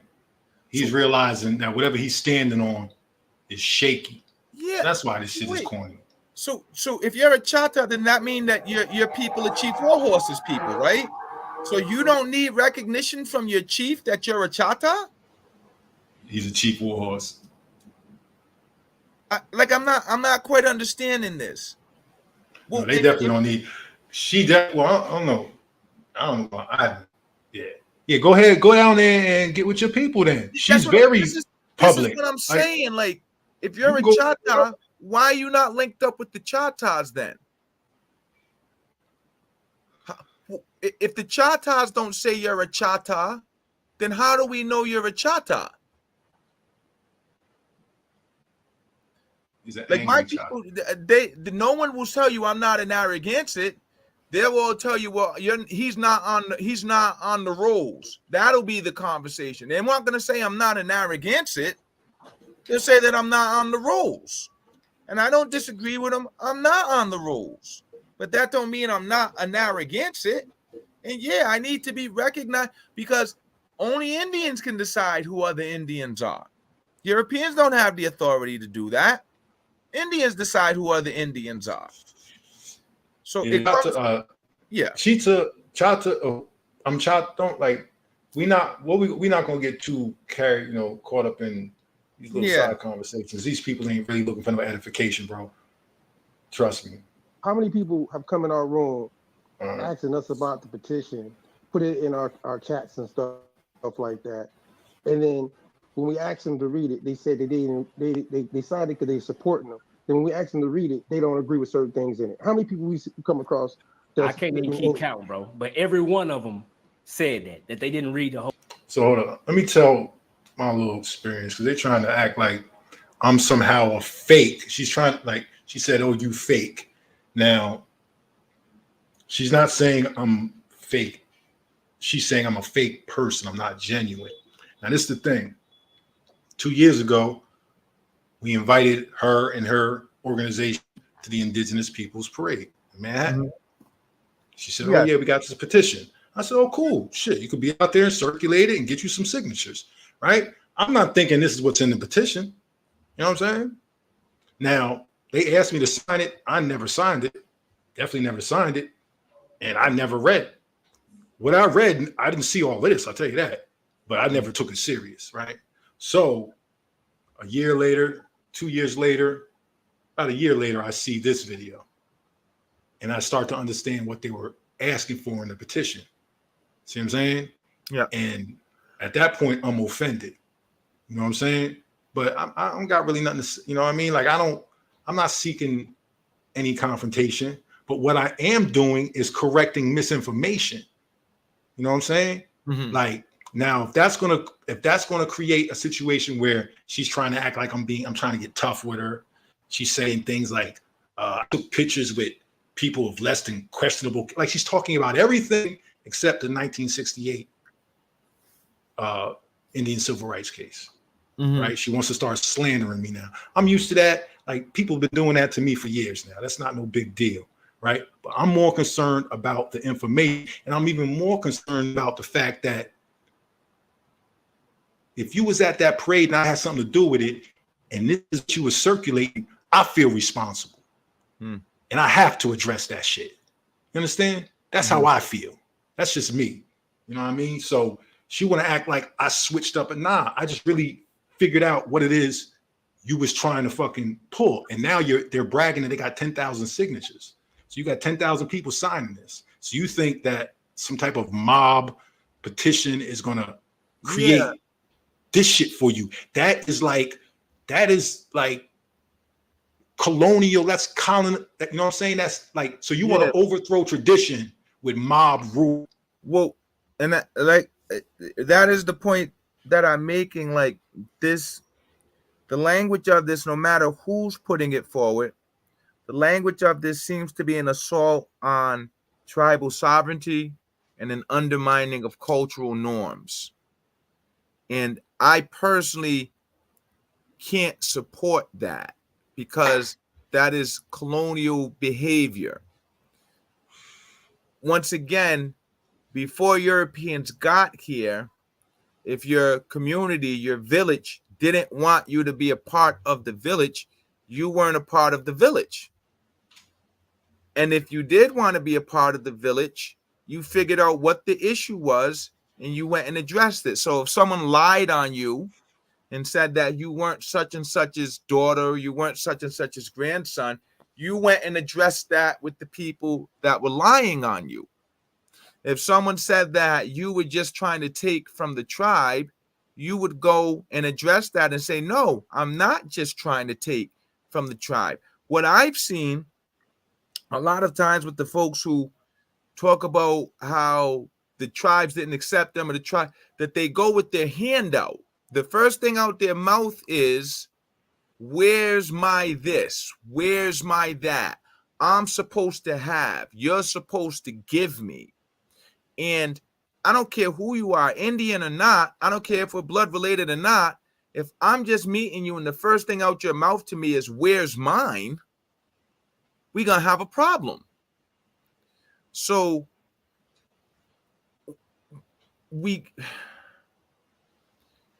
sovereignty is fundamental to anything related to being an Indian. That's the basis of it. That is why Indian treaties were signed, because the Indian tribes were viewed as sovereigns. Rights that Indian tribes have are based in their sovereignty, their right to have their own customs, traditions, laws, ways that they go about doing things. The reason why Indians are viewed as separate in a sense from the U.S. is because they are part of a separate sovereign. Sovereign means the authority to make your own decisions. So we can't claim to be a part of a sovereign and then at the same time want another sovereign to come in and tell that sovereign what to do. It's got to be one or the other. We can't have our cake and eat it too. And we most certainly can't do that when it comes to who a tribe decides to recognize or not as a part of it. You are who your bloodlines are. Once again, your ancestry is your ancestry. And you can mark down on the U.S. Census all you want. I'm an American Indian. I'm from this nation. I'm from that nation. Your right to go and be a part of that particular community and to take advantage of the benefits and resources that that community has is something completely different. That's in the same manner you can write down that you're a U.S. citizen. But if you're barred from the state of Massachusetts because you did something criminal, you know what I'm saying? Like, that's what it is. You can't go back to Massachusetts. Massachusetts is a sovereign state. It has the right to make its own laws. It has the right to determine who can be within its jurisdiction and who can't.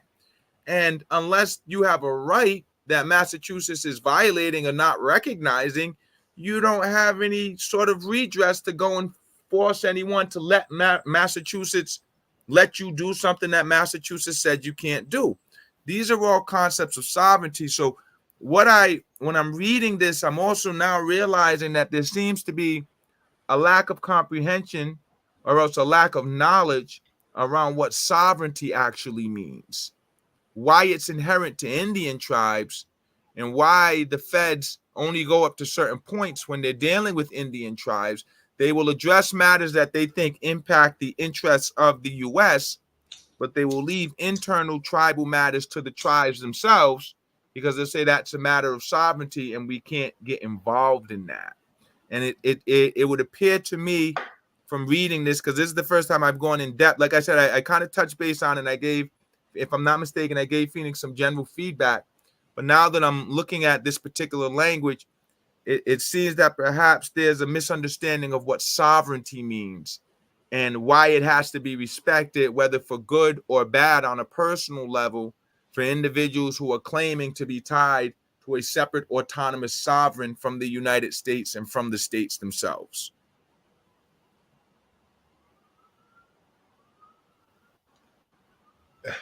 I would agree. I would add a lot more to it, but I'm gonna leave that for another, you know what I'm saying?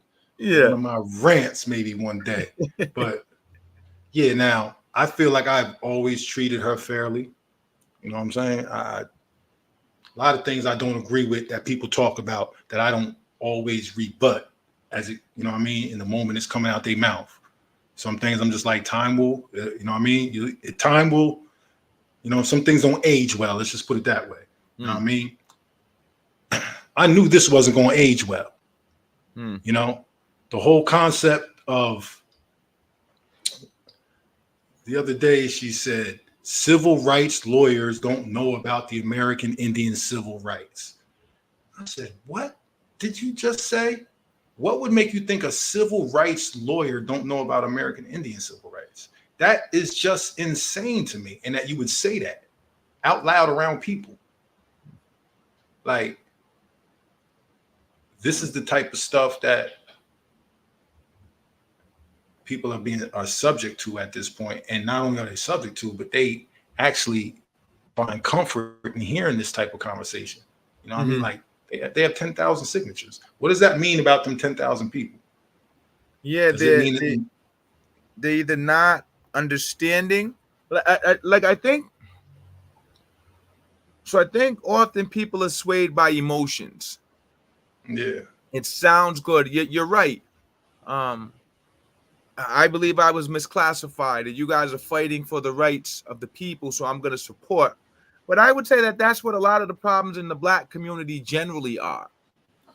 We have leaders that appeal to the emotions of the people, and then people don't really understand. And then when this leader's now in position and the leader's not doing what the people think is right, the people are now upset with that leader. But you weren't necessarily paying attention to what the leader was saying. You more got caught up in the emotion of it. Yep. So in my opinion, you're just as wrong as the leader is, because if you didn't take time to inform yourself around what this leader was saying, but you empowered them, then you have a role to play in that as well. So when I look at this, I mean, like I said, you know, doing something for misclassified urban Indians, that's a noble venture. But there are lots of organizations and lots of people that are already doing that. Just a couple of weeks ago, I went to the funeral of Chief Darrell Waldron. He's the chief of the Seekonk Wampanoag. For those who may not know, the Seekonk are a branch of the Pokanoket who were underneath the war captain Anawan, who fought with Benjamin Church. And after the war, they got placed in a particular area that became known as Seekonk. Seekonk in our language is a corruption of Suki Hunk, which means black goose. Suki is black and Hunk is goose, a hunk. So they were called the Seekonks. So he's the chief of that particular family lines. And once again, they're Pokanokets, but there are specific family lines that are Seekonk. So the federal government couldn't come and say, oh, well, you're going to make these people Seahawks, because they're going to say, well, you know, what is the family here? But the point I'm making is he runs the Rhode Island Indian Council, Connecticut Indian Council, New York Indian Council. He's done tremendous work for Indians over 30, 40 years. And that work was passed on to him from his mother and those who came before him. So doing work for urban Indians is a very noble cause. But even Chief Waldron will tell you what he does through the Indian Council and for urban Indians, he's always paying deference to what the tribes say. First thing he'll tell you is, okay, go and get some documentation from your tribe and come back so that we have proof that you're an Indian from your tribe, not from the federal government. Don't go get a BIA. Who's your chief? Oh, you're over with Ray and them. Oh, okay, whose family are you? All right, yeah. It's that sort of thing that goes on. So I would be, with all of the urban Indians that are out there, orgs that are out there, you know, once again, has the Urban Indian Heritage Society reached out to these organizations to form relationships with them, to see what they're already doing that maybe they can support. With, you know, there's genealogical services out there. There's individuals. I know specific individuals that have are I would say experts, but in particular family lines or particular tribal lineages. So are you now saying that the Urban Indian Heritage Society is going to have authority, and their genealogy committee is going to have authority over Gail, who knows the Narragansett bloodlines, that everyone goes to and checks for the Narragansett bloodlines here in Rhode Island? Are they going to be able to override what she says? Like, it's just, it appears to not acknowledge the work that's been going on. It appears to trample upon tribal sovereignty. And I'm hoping not, but it appears to be an attempt to access federal resources and supports that are specific to tribes without having to actually go through the tribe. And that's problematic. Very problematic. That's problematic. That's problematic. That's once again, I'll ask. There's these groups that they were all in the newspaper maybe 4 or 5 years ago. They were like, they weren't Indians and they weren't Native Alaskans, but they were getting millions upon millions of dollars.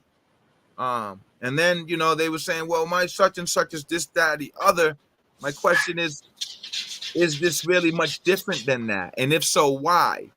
I hope it's not because of one's skin tone or the curl of one's hair or one's phenotype, because race isn't an indigenous concept. So why not just go and link and support what the Indians are already doing? Why the need to create something new and overstep everyone? Is the goal to establish relationships? If so, then I would say that it's going about it the wrong way.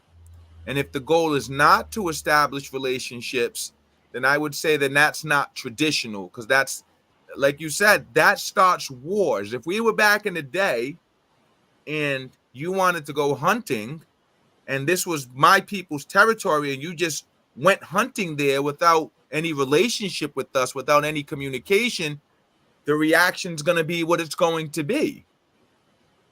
So that same mindset, I think, needs to be relationship building, seeing what the needs are, and then seeing what can be contributed to address those needs.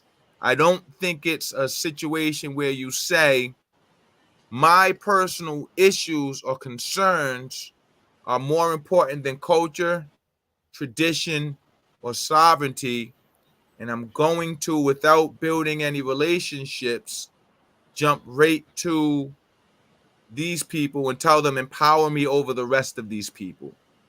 That I don't think that that's a good issue, a good way to go about things. That Denzel Early, I think it is. Yeah, so the Wabash, I'm assuming that's a nation or a tribe, a tribal nation. It wouldn't necessarily be a clan. And Hemok Shelup is that guy. I don't even want to talk about him. He gets me in a bad mood. But yeah, just so and these once again are going to be just the little cultural nuances that'll let folks who are in the culture and who are associated with the traditions and all that know whether or not people actually know what they're talking about, because it goes beyond just the reading and all that. So if you're saying you're a Wabash, then the question would be, well, which clan from the Wabash are you? Okay, so Wabash is a confederacy. Okay, so then if it's a confederacy, a Wabash confederacy, then I'm going to want to know which nation you're from in that confederacy.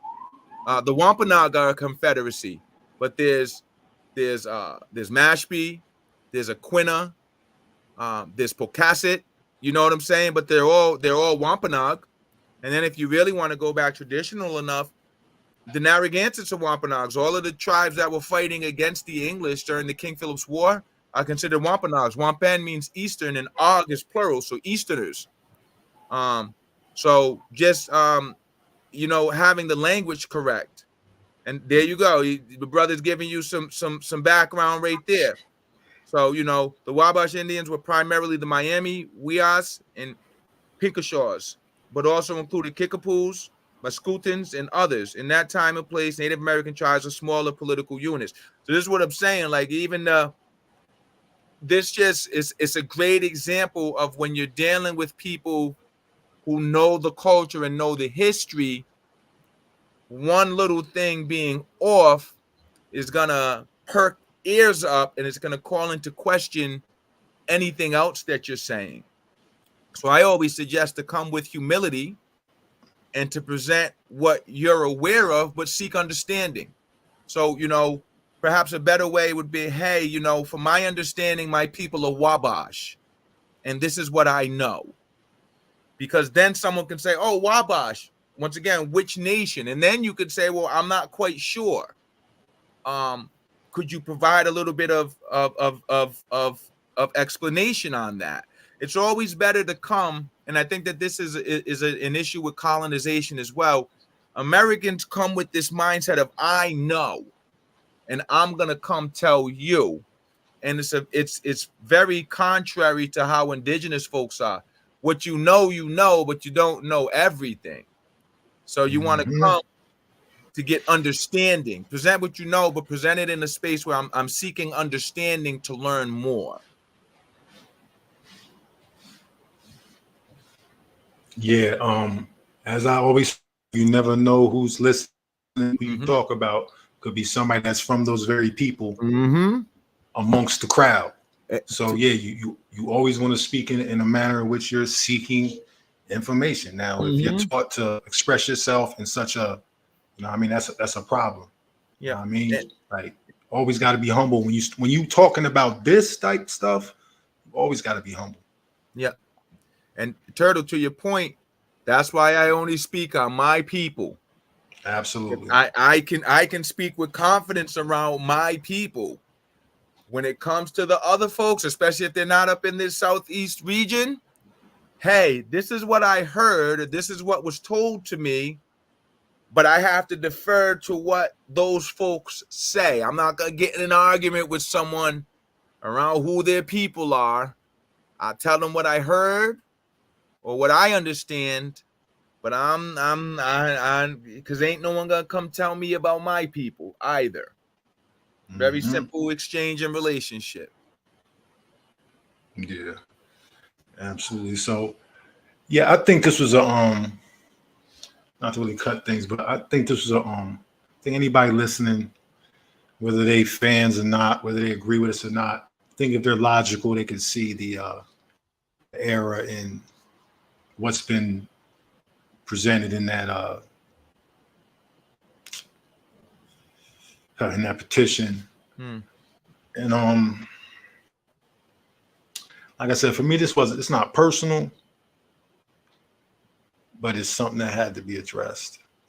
Two Hawks, I thank you for taking the time to share your thoughts. Is there anything else you want to touch on? No, I just want to encourage everyone.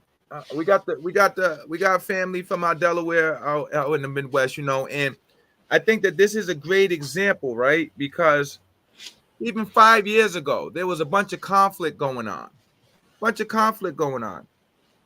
Sure. So, from a legal perspective, you asked me to touch base on this. From a legal perspective, and I'll share it in terms of the non-hignok. So, matter of fact, hold on 1 second. Let me pull up let me get right to the thing right here. 1 second.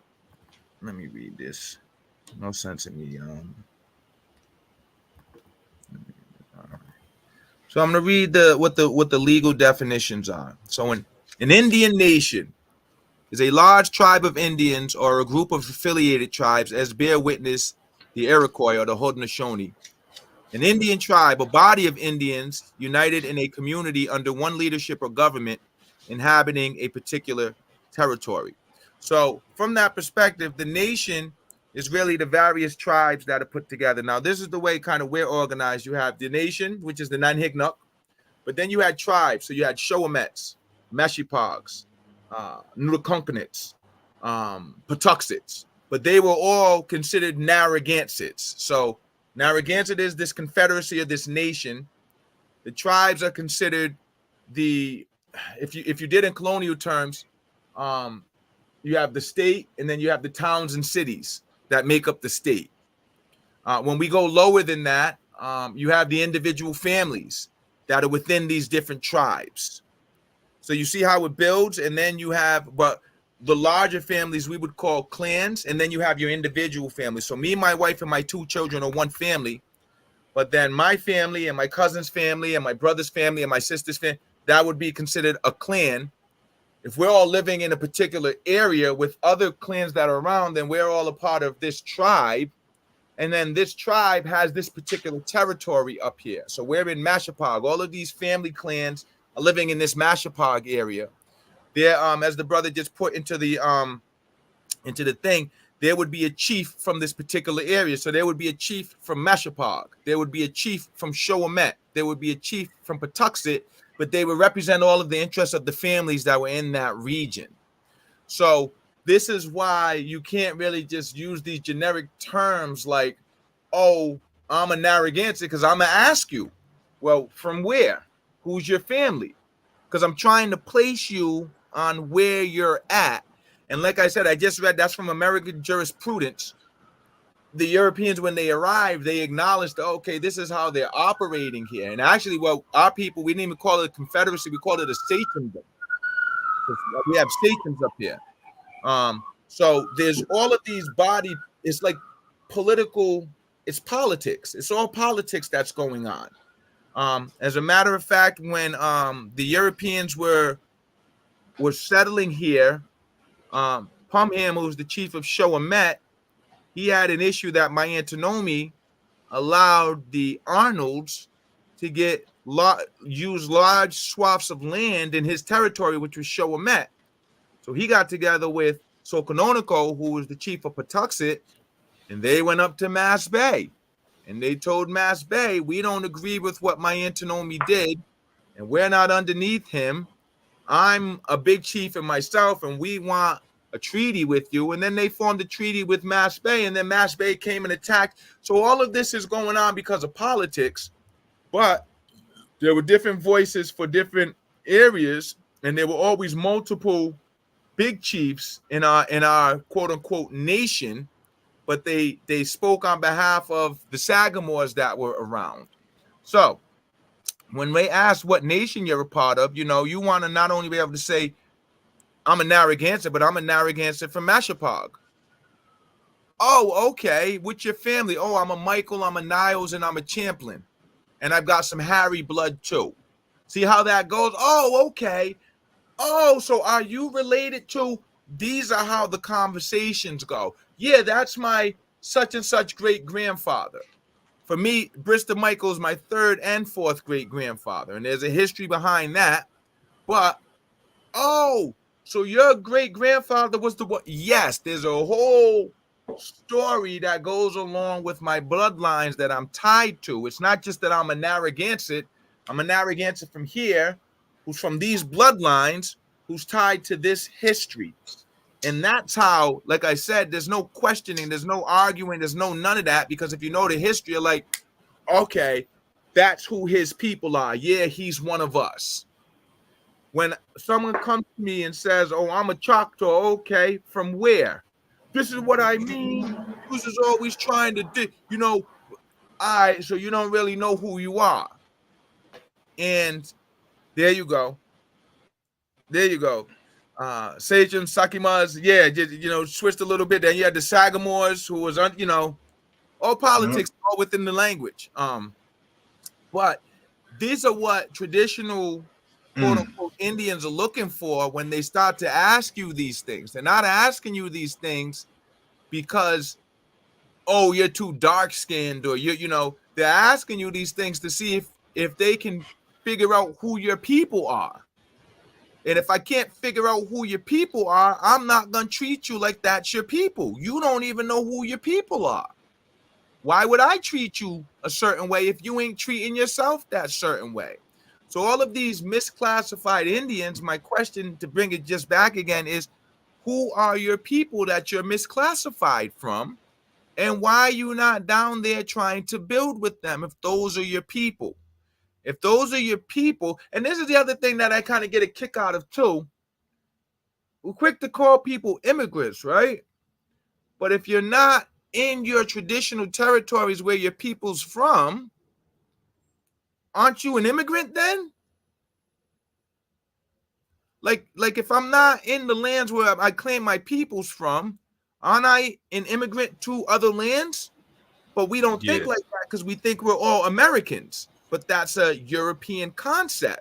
If I go across to the east side of Providence where I grew up at, I'm in Pokanoket territory. So I'm an immigrant in those lands traditionally because I'm a Narragansett. I'm across the river. Yeah. And real quick, Denzel, let me just, real quick, just don't deal with it. He's not someone that we recommend, nor someone that we, you know what I'm saying? Yeah. We don't want to get into all that, but we don't deal with him at all. He's one of those ones who's going to try to tell you about yourself generically based upon color and based upon Negroes was misclassified. And he's not an Indian. Yeah. That's not to say your truth. Yeah. That's not to say your truth ain't your truth, but you need he's not somebody we would recommend you study anything under. Yeah, he's I'm a just problem. Be honest with you. Yeah, he's a problem, brother. There's a lot of good folks you can check out there, but my encouragement is always to be looking for your line specifically, who your people are directly, so that you can learn about yourself. Because Indian is this generic term.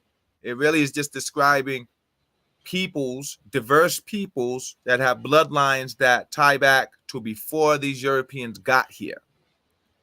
And if you are able to trace your lineage and your history, it's going to tell you about who you are, which is going to help to direct you on the path that Creator has from you. I got so much more sharpened and direct on what I was supposed to be doing the more I learned about the experiences of my people. It helped me to understand myself more. It helped me understand why I am certain ways. It helped me understand how we even ended up where we were at in Providence. Because, hold on a second, the Indians are down on the reservation, aren't they? So why are we up here okay, after the detribalization, there was no work, so the whole family moved up to Providence. Okay, now what? So I have a more fulfilled understanding of who I am and what happened to my people, so I can speak with more clarity and more confidence now. And I don't need to speak about Indians generally. I don't need to talk about what the white man did. I don't need to talk about Walter Plecker. That has nothing to do with me. I can speak about what happened to me as a Narragansett in these lands, and I can speak about what my people went through, and I can hopefully link up with other Narragansetts or link up with other Pequots or other Nipmucks or other Lenapes, because we all share a very similar experience, and that's what the Federation was all about. These tribes and these tribes getting together because we all have similar experiences and saying, okay, this happened to my people, that happened to your people. Oh, okay. So there seems to be a shared sort of strategy that they've been utilizing on all of us. How do we put those pieces together to start to weave something that's beneficial for my tribe specifically and for our tribes collectively? And then how do we start to share that with other tribes who are in this same sort of predicament or have had these same experiences as us? So yeah, and much respect to you, brother, for acknowledging that there was an error on your part. Because I can't tell you how many people can't even do that. Can't even do that. Can't say they was wrong. How could they be wrong? I read this somewhere. How could I be wrong? Yeah, just being open to, like being open to growth. That's where what you seek is going. Like you got to grow into what you seek. You know what I mean? That's what the journey is about. Right? And a lot of times growth comes from, accepting the error. You know what I'm saying, and moving through it. So man, that's the only way you grow. Accept your errors and move through it. Because you're gonna stay stagnant if you can't accept errors. You're gonna stay wrong. Yeah, and it's like you're gonna make a lot of errors in your journey. You know what I'm saying? You're gonna make a lot of your errors in your journey, but you got to think about how you moving. How is this going to age? Can I look back on this in 10 years and feel good about the positions I was taking? You know what I'm saying? And I'd hate to see people, be stuck in a place that people at right now in 10 years. You know what I mean? It's been long enough. You know what I mean? It's been about 5 years. I think it's time people really start to look at things in a more realistic manner. As I say before, like you could go buy you a plastic plant at a Home Depot, take it to a forest somewhere, plant it in the ground, and it's gonna look like the most beautiful tree in the forest. You come back in a year, it hasn't grown, it hasn't bared any fruit, and all the other trees have grown and bear fruit. It looked good for the moment, but see what happens when you come back in a year. See if it's grown, see if anything is grown out of it. And that's what's really going on with all of this misinformation. Nothing's going to be fruitful out of this. It's just going to get worse because they got to go deeper and deeper to try and find some type of justification. And now we're getting into conspiracies and getting to all this stuff. Next thing you know, there'd be alien shit. And on that note, I do want to say this. I got a guest coming up this week. Just, get a little light on this. Got a guest coming up this week that is actually an expert on UFO and all that history. Going to be very interesting. I'm gonna do something a little different. You know what I'm saying? He's an author, good friend of mine. I've known him actually for years. You know what I'm saying? So that's just like for anybody who's interested in that type of stuff, gonna have that type of conversation. And I will say, what's the what do you put before that to let people know these are not my, you know what I'm saying? Like these are Disclaimer. not my. Yeah, Disclaimer. I'll do my disclaimer and everything, but I think it'll be interesting. He has an interesting angle on things. Brother named Rick Smith, the UFO teacher. So he's an old friend of mine. Gonna have a good conversation with him. But I just wanted to throw that out there. So but anyway, once again, like I said, bro, thank you for being here. Oh yeah. My pleasure, Turtle. Always a pleasure to be on your platform and get the opportunity to share some thoughts with the people. And I hope it's beneficial and helps them move forward. And truthfully, I hope that whoever's out there listening, you know what I'm saying, you really start to internalize some of these things. Start thinking about the stuff you're doing. Like, we really not here to keep y'all from achieving whatever goals you want. Just go about it the right way. You know what I mean? Like, there's people out here that's really putting in work to help heal. And, you know, we don't want to see people out here working in a manner that's going to make this detrimental to everybody who's really trying to heal. It's a lot of good urban Indian organizations right here in New York. If you're in New York, there's an organization called the Urban Indigenous Collective. They're doing great things. You join that organization, you could volunteer. They're always looking for people to come be a part of what they're doing. You know what I mean? So I'm sure there's different organizations in your cities, in your community. You could join them. You could start making your way. You could start integrating and getting to meet people from different communities through these organizations. And next thing you know, you're starting to learn more about the culture, and you're meeting different people that can help you figure out what it is you're trying to figure out, who you are, all these things. But in the process, you're already starting to be a part of things. You know what I'm saying? Like, it's real simple.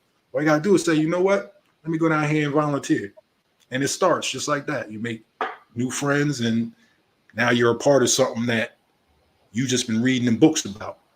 Now you can just absorb and listen from actual people who are from these communities.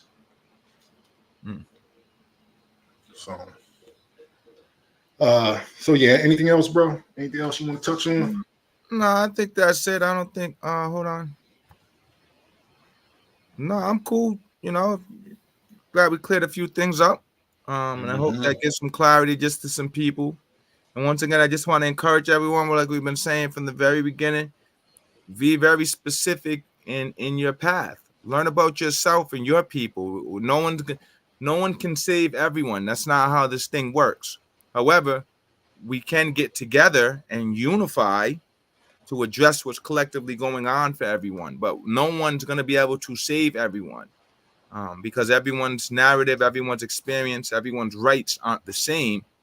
But if we all take our individual rights and experience and put them together, we can unify to address what's collectively going on. So, you know, yeah. And we want to give a shout out to Turtle Gang Midwest. Yeah, shout out, moderator, brother. holding it down for us. Stand and fight, brother. Absolutely, we appreciate you. Still early enough going out there. Enjoy whatever sunlight you got left. I'm about to go spin the block a few times, get some fresh air. You know what I mean? Everybody else, thank you for joining in. And even to the people who it may seem like we really just trying to edify you. Like, I've been fair with you the whole time. Like, you know what it really is. You know what I'm saying? So peace and blessings to everybody. And the Peach Canal. Peace, Ganache.